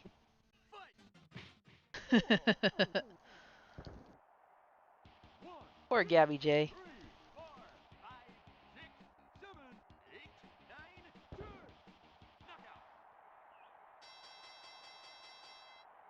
And I get that Castlevania 2 is often deemed the outcast game because it's so vague and so confusing, but that's part of the appeal too. That's part of the fun of it. I've told Megadan, I've told Omega, I've told everybody who has played that game or loves Castlevania in general. The reason why it's my favorite is because of the whole RPG element. When I played it, I felt like I was actually uh taking on the role of a vampire hunter. And I had to figure out all the tricks and all the traps because if I lived during that time period, there was no technology or strategy guide to help me out. Every choice you made resulted in life or death. And that's what I liked about that game was it put you in that mindset. It made you think outside the box. If you took what you knew about the game, like for example, holy water can reveal pitfalls, what do you start doing? You start chucking holy water to see where you can fall through or learn what walls you can break.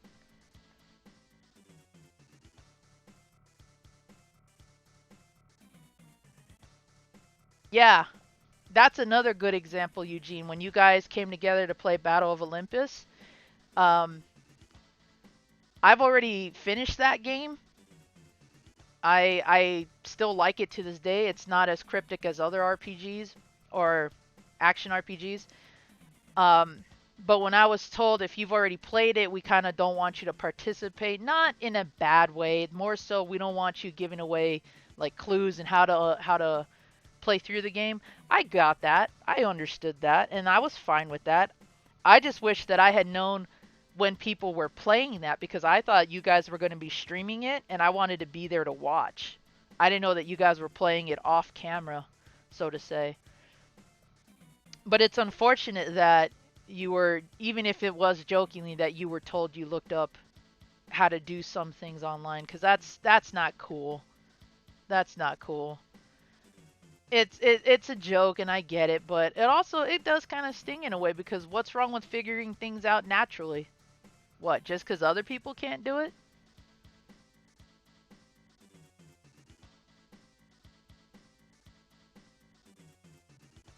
See, that's a cool approach too, geeks.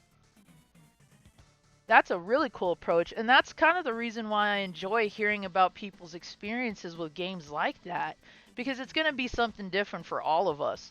I took away a lot more positives than I did negatives with Castlevania 2, but I get why it's hated. I get all the things that make it a bad game to others, but to me, it's not that horrible. A bad game to me is having to do an NDR of Barbie. That's that's a bad game to me. So the uh, the thing is that I care more about just having those awesome experiences and not having to feel like my credibility is on the line simply because I'm not doing what other people are doing. Yes, exactly. Exactly. You and CL and Leo focused really good on some of the highlights of Castlevania 2. It does allow for exploration. It does focus more on storytelling and having that free roaming ability. That's what made it appealing to me. You know, I could sit there and pretend to be Van Helsing for all I care.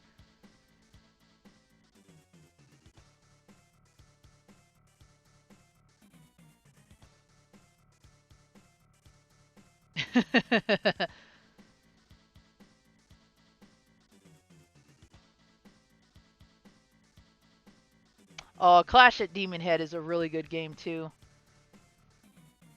That's a good one. It's more than just a band in Scott Pilgrim. I wish people would know that.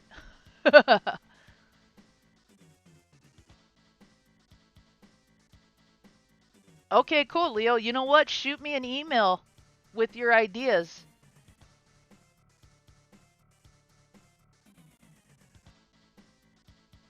Too tired to type up names. Thumb, I hear you, man. Sometimes I need that extra pot of coffee or that extra glass of G Fuel to wake me up. I know how that goes.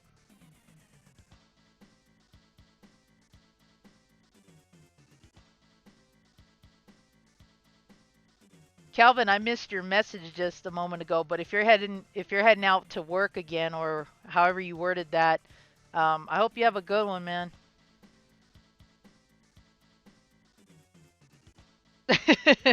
Right, ODG? We don't have all the time in the world nowadays to sit there and focus on it. And that again is part of the beauty of being able to rent games back in our heyday and play the hell out of them for as long as we did because we had that time. We could sit there and figure this stuff out.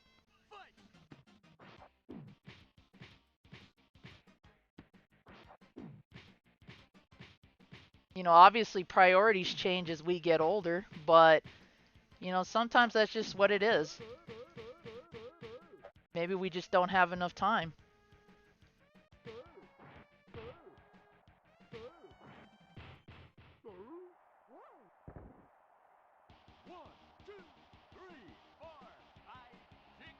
See, I'm not against save states either. I'm not against that at all. Sometimes, you know, we're fortunate that we have save states nowadays versus back then where I know that some of you I mentioned you used to leave your systems on throughout the day and then come home and pick up where you left off. I couldn't do that. I was too paranoid that that would be the day that I'd do that. That'd be the day that I'd come home and find out my Nintendo caught fire or, you know, something like that. So I always turned it off and just was like, well, damn it, now I got to come back to where I was. And you know, it was good practice. Um, it was good practice to start over and do it again, but it did suck at times, especially on rentals. Because you're like, well, damn it, I got to take this game back today by 5 p.m. What do I do? And you're like, well, do I leave it on? Do I turn it off? Do I fake being sick so I can go home and play Mega Man 4 and complete it before I have to turn it into the rental store? Guilty. Yeah, exactly. Time is something that we can't always get back, and nor do we always have in abundance. So, you know, we prioritize. We figure out what's important to us at that given moment. Does it really matter if I can come back and finish, you know, Super Mario 3 or that I can save my game in Halo and come back to it? It all just depends. Yep. See, my mom was like that too, Josh. Yep, exactly. Exactly. That was another thing I feared because I've had plenty of times where I was playing and somebody unplugged my game just to plug in a vacuum cleaner. And I've had like near completions ruined because of that. So that was another thing I was always paranoid about. Like somebody would see the light on and be like, "Oh, he left the light on or left it on and then turned it off." I could not afford to take any risks at all. Especially being a poor kid from the south side of Phoenix, where if we got something as luxurious as an NES cart, we held on to it for dear life because chances are it'd be months before we even got a new one. Um, so whereas my uncle really didn't care about what happened to his gaming stuff, I did. I always put things back in their boxes. If we had cases back then, a lot of my box games would have survived this test of time.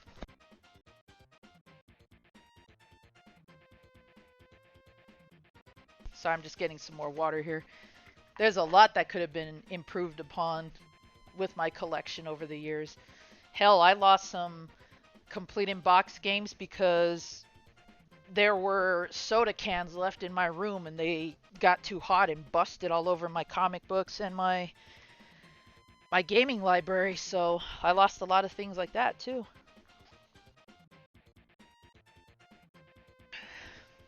And people wonder why I drop almost hundreds on storage because I mean, man, when I look back on everything I lost, I just think about what I could have done better to preserve it.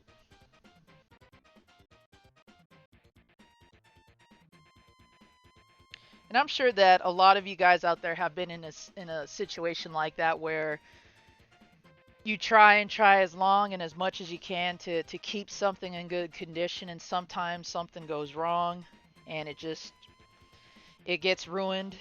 If you collected comic books and didn't have backings and whatnot, I'm sure you experienced that too. Because man, those were crucial.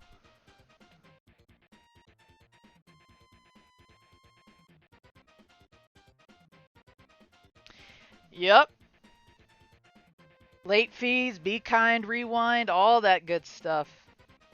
We talked about that on the podcast, ODG, about the heydays of renting and the whole like Friday night, Saturday night rental fest with Blockbuster or Hollywood Video or your local video chains, and how like that made your day growing up, knowing that once Friday hit, you were free to go rent a game or a movie of your choice. Of course, in my family, most of the time we couldn't agree upon anything. So we usually rented. It had to be a movie that everybody was eager to see, or we'd have to take it to like a winning vote kind of thing.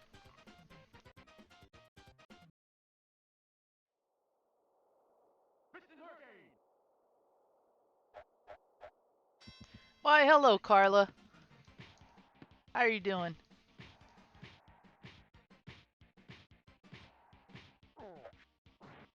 Ah,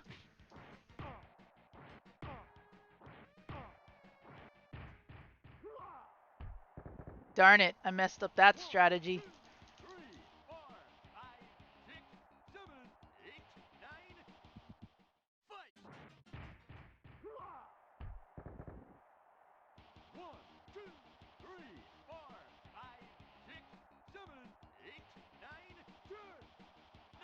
That could have been faster, but I screwed up my punching.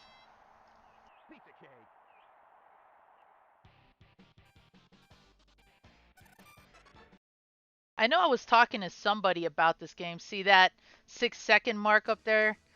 I played this game using Brady's name, Retro Brady, who used to stream this, and I'm like, look, I'm gonna make it so that way you beat Super Punch Out. So I started playing this game for him, and I put his name up there.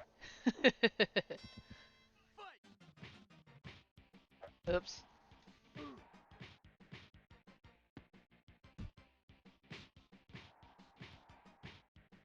Oops. Oops. Oops.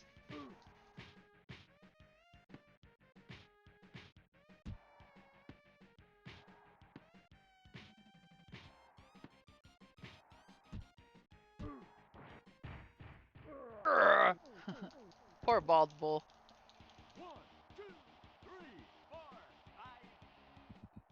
Yep, this is where all the cool kids are, Carla. We're ditching school today.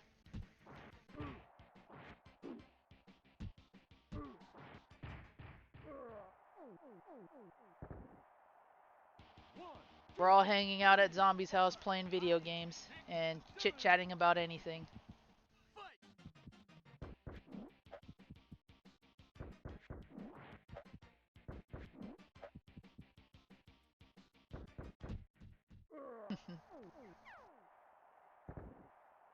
They brought it back to the from the NES here with that, having to knock him out on a Bull charge.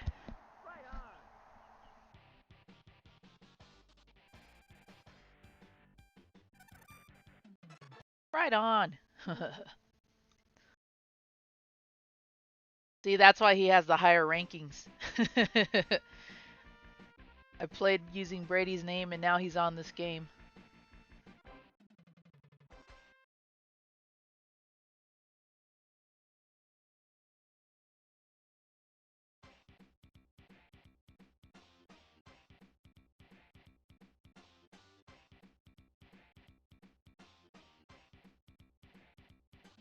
See, that's cool, geeks. I wish we had one of those dual-headed VCRs for that. Some distant relatives of ours had that, and they used to do the same thing.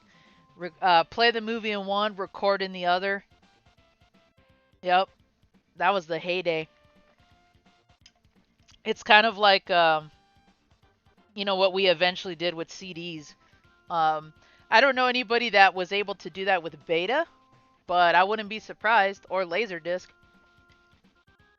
Which, by the way, those of you in chat, and you know who you are, with awesome Laserdisc collections, I envy that. I am jealous of that. Because when I learned about Laserdiscs, I was all about saving up for those. And by the time I could afford something like that, Laserdiscs were deemed, you know, insufficient and they weren't being sold anywhere. Not even at Circuit City back in the day could I find one.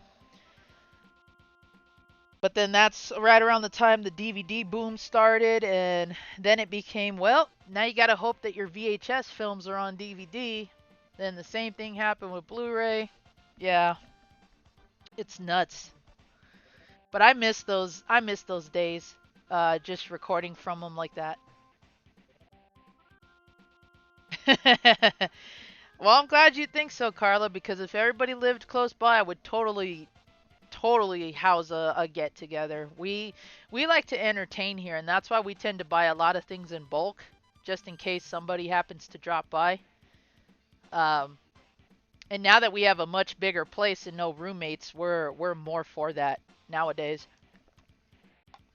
So anybody passing through my side of town or my state, feel free to drop a line and be like, "Hey, do you want to stay here for a night so you don't have to rent a hotel?" There you go. Nice little B&B. A B&B with Z and Z.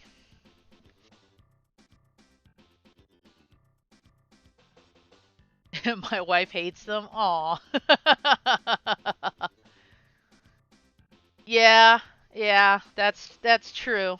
But oh man, I would hate to lose out on blue laser discs. There was a time too where uh even in the new and used market, you could still get those for relatively cheap because nobody was buying them. And then they just had a resurgence all of a sudden. So it became cool to collect those again.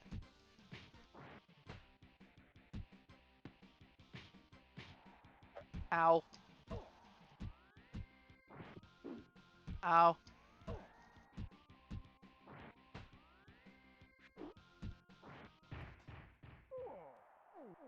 Rusty, that was terrible. You never know, Leo. There's always a possibility. Just gotta give me a shout out when you can. In one of those times where uh you happen to be going by my side of the country, just be like, "Hey, zombie, I'm on my way to wherever," and be like, "Sure, just let me know when." We'll be very accommodating in that way. As long as we know, we'll make it happen. I don't recall if you ever did this, Eugene, but if you've ever made a video on whether you call it a retrospective look on Laserdisc or just a video on your Laserdisc collection, I'd be interested to see that. I would be interested to see your collection and what your take on Laserdiscs um, let alone how you feel in comparison to like VHS and DVDs. I'd be all for that.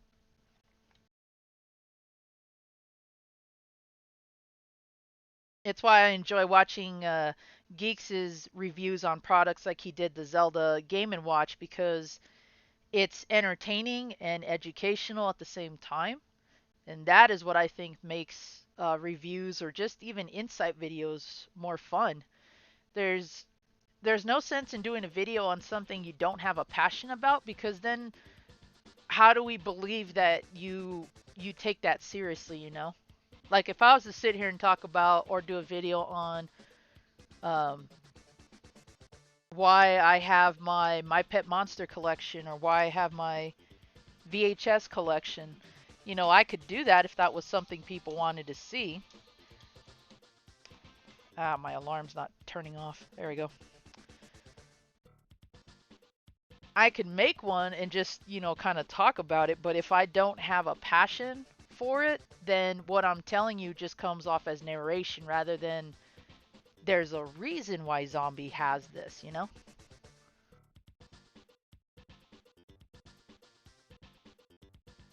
Oh, cool. That would be fun.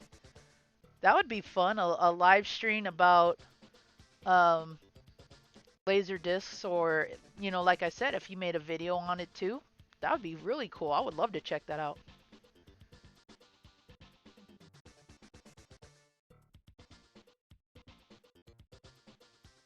And I like that approach, Geeks, because you're not just saying, well, here's why you shouldn't get it, or here's why you should get it, and fill a video with just like a bunch of, sugar coated nonsense because you're afraid to say what works for you and what doesn't. That's what I like about your reviews.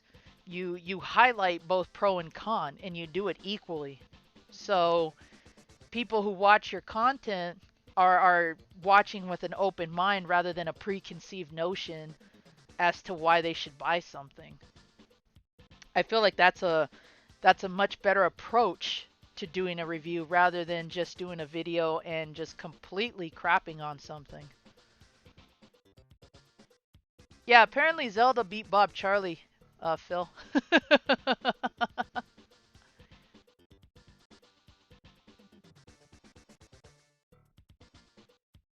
Hey, if it's an original VCR ODG, that's still something. Nowadays, you find VCRs with the built-in like DVD combo like I have, but I would love to own my original VCR again, and I'm talking like the chrome top, chrome panels, huge like 80s style knobs and all that. I think Ryan mentioned he had the top loader VCR, and I always wanted one of those as a kid, but we always had the front loading VHS players, which were still cool, don't get me wrong, but I always wanted one of those top down ones because those just scream 80s. And if you guys remember, 80s tech at that time really looked science fiction oriented, like our tape players, our stereos, aside from the good old fashioned wood panel TV. Hey William, how you doing? I miss Kmart too, Hugo, but there's one thing I don't miss about them, and that's their prices. Kmart was, and maybe again it's because I was poor growing up. Maybe what was seemed as expensive to me was actually like bare bones minimum to other people. Kmart tended to have really high prices. Now, granted, they had really cool inventory. They were the only store, especially the Kmart's in my area, they were the only store that used to sell pre-owned video games. When Kmart started doing that, we were always going back to check out what they had. You could get a previously played NES game for $5, a Super Nintendo or a Genesis game for 8. That was so cool that they started doing that. I don't know where they got the inventory, but that's one thing I missed about Kmart. But prices otherwise, my gosh. Oh, wait, what am I doing? This isn't the same approach I'm supposed to have with him. I completely messed up my fight. I wonder if they'll let me... Or do I have to fight Bob Charlie again? Oh, I do. Darn it. Okay. No problem.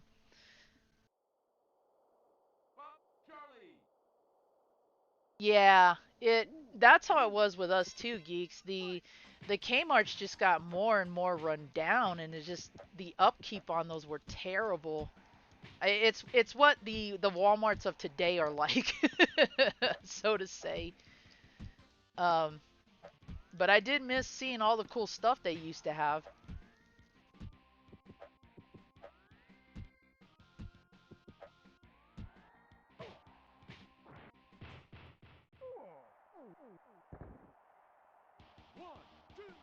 We don't even have any Kmart's at all. In fact, the one that we did have nearby um, is being converted into a Target.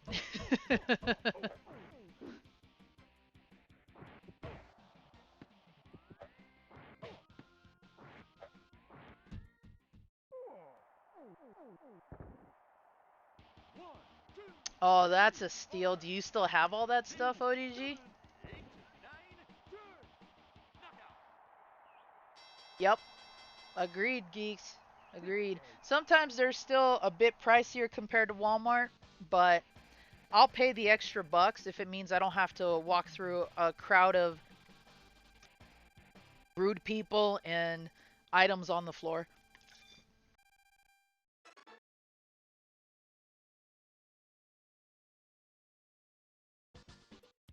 Alright, time to take down this Bruce Lee imitator. Turn into a bowling alley? Wow. That's some impressive architecture there.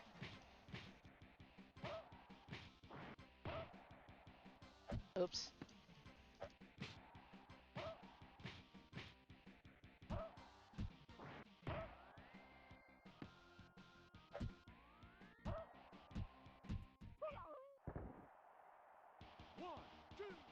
Oh, that's a bummer. That's still cool, though.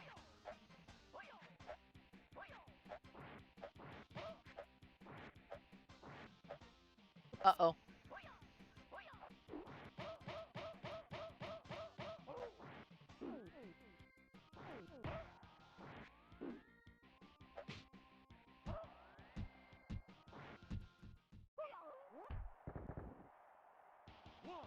Even as go-kart racing? That's cool. I haven't done that in years.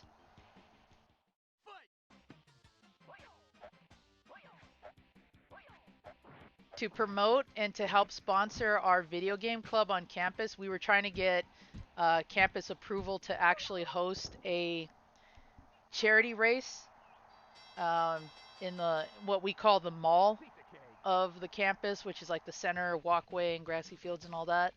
We were going to block it off, and everybody who was going to participate in the race, we were going to have a Mario Kart themed go-kart race.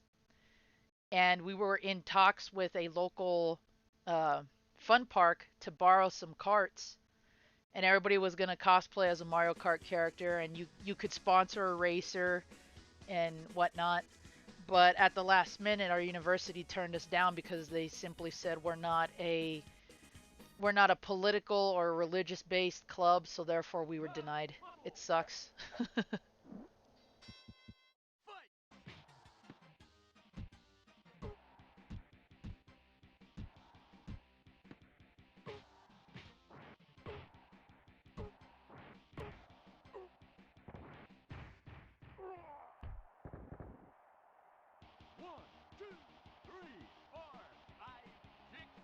Seriously, they should turn Kmart's into go-kart places.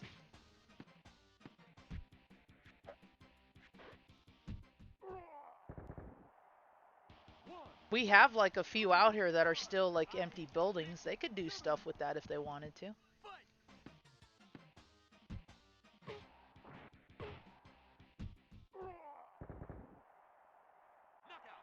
The Church of Mario.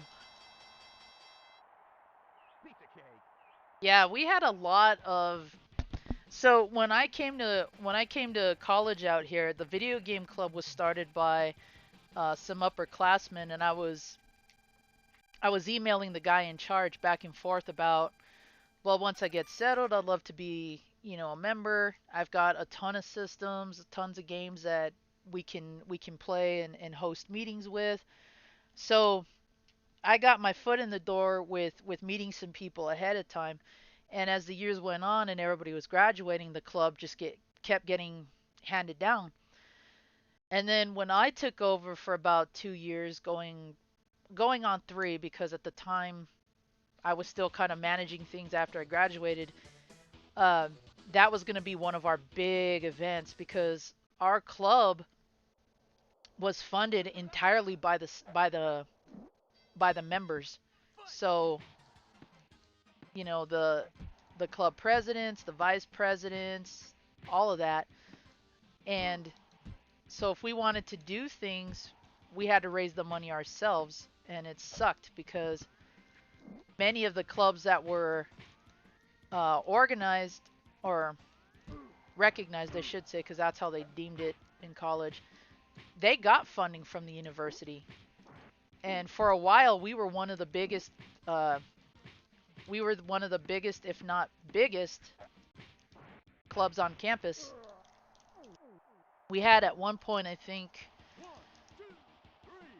132 members for a non-political religious club, and that should have screamed volumes to them, but it didn't. We never got taken seriously.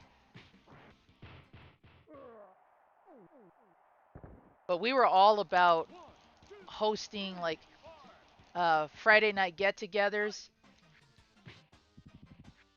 and we threw club events like Smash Brothers tournaments, and we always had big turnouts for those. We always had people from like California and nearby other states coming in for them. Like it was such a huge draw for us. Oops, I forgot three.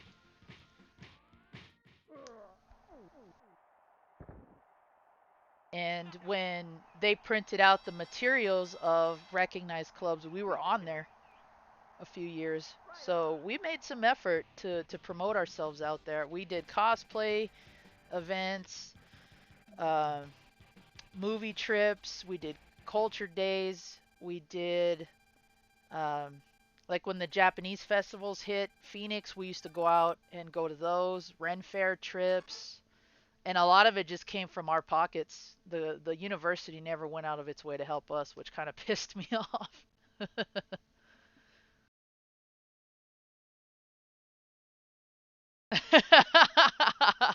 Hey MVL, if I was running a Pizza Hut back in the 80s, I'd have that for you for about $1.50, but I'm not, unfortunately.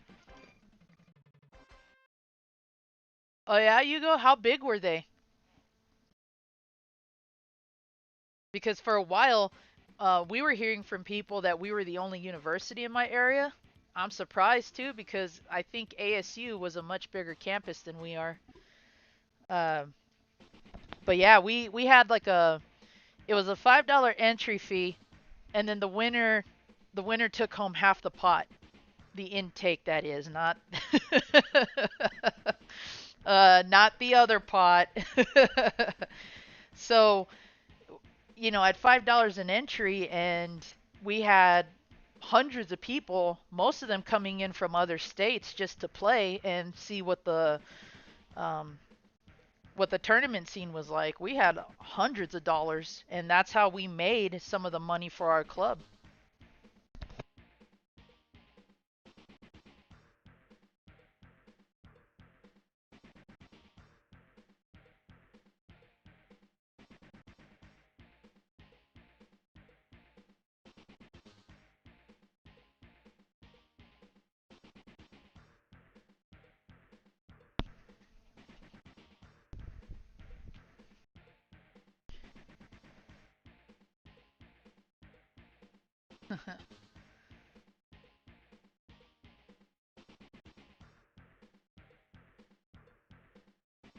Yeah. sadly, I would agree the Smash Brothers scene is nothing like it used to be. I mean, yeah, testosterone ran high, but I mean, for the most part, it was all in good fun. At least when we hosted them. Um, I had a friend who would routinely break controllers, sadly, when he would lose, and I don't know how he managed to invest in so many wave birds because that was the controller to use at a Smash Brothers scene. But yeah, it happened. And the cool thing was is that we welcomed everybody. All we asked for was some form of, identification and compared who was supposed to be there and who wasn't. Because if you reserved a spot ahead of time, especially if you notified us and said you were coming out of town, we would definitely reserve a spot for you in the competition. But if you were a late entry, we also had a bracket for that. So we kind of gave everyone an equal opportunity to be in the tournament. And it didn't matter your skill level. We had 3 different tiers. We had a certain set of rules that everybody abided by. It just depended on whether or not you wanted to compete heavily or just, support your friend. And that's really what it came down to.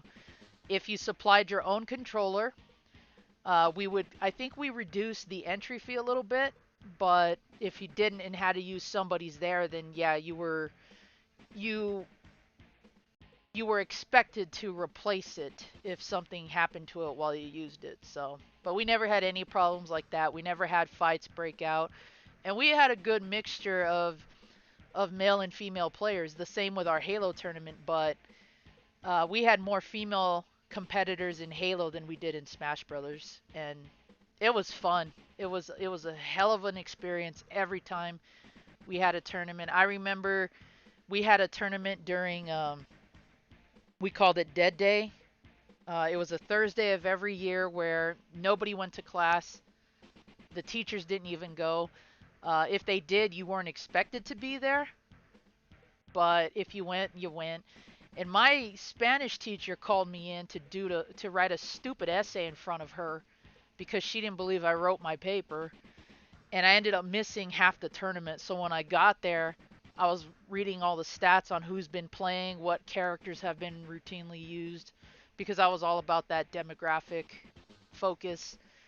And I didn't compete, but I got there just in time to see some players win who uh, used to compete in what do they call that in Vegas? That big fighting tournament. That big not Mugen. That's that's something different. Somebody knows what I'm talking about. It's is it Evo? The big fighting game tournament in Vegas that they always threw.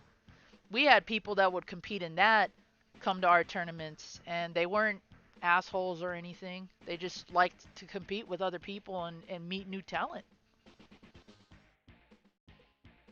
Hey, what's up, Trevor? How you doing today, man? Not much, just kind of shooting the shit about random experiences and talking about our video game club on campus that we used to have. Yes, Evo. Okay, cool. So you guys know what I'm talking about. Yeah, that's what it was. We had people that would compete in that would come down to Tucson and compete in our little measly tournaments, and it was always a big draw for some of the people who knew who these guys were. They'd be like, "Man, I just want to go there just to meet them," and they weren't assholes. They were just like, we just want to see what talent is out there, and they were really cool about sharing some of their experiences and tips with other players, and yeah, it was a blast. Nowadays, you're right, Hugo, the whole scene is toxic. I hate it. I don't like how it is nowadays. Oh, MVL winning on the classic strategy of button mashing.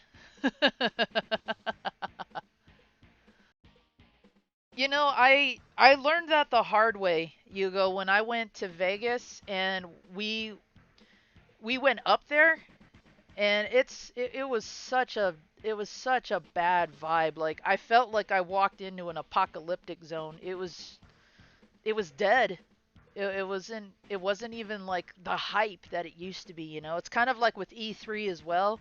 I dreamed about going to E3 for years, and then When I had a chance, I turned it down because I was not impressed anymore. I didn't like what it became. So I'm gonna take a quick break, guys. I'm gonna run to the bathroom and make a quick shake so I don't have to make a lunch. I'll be right back.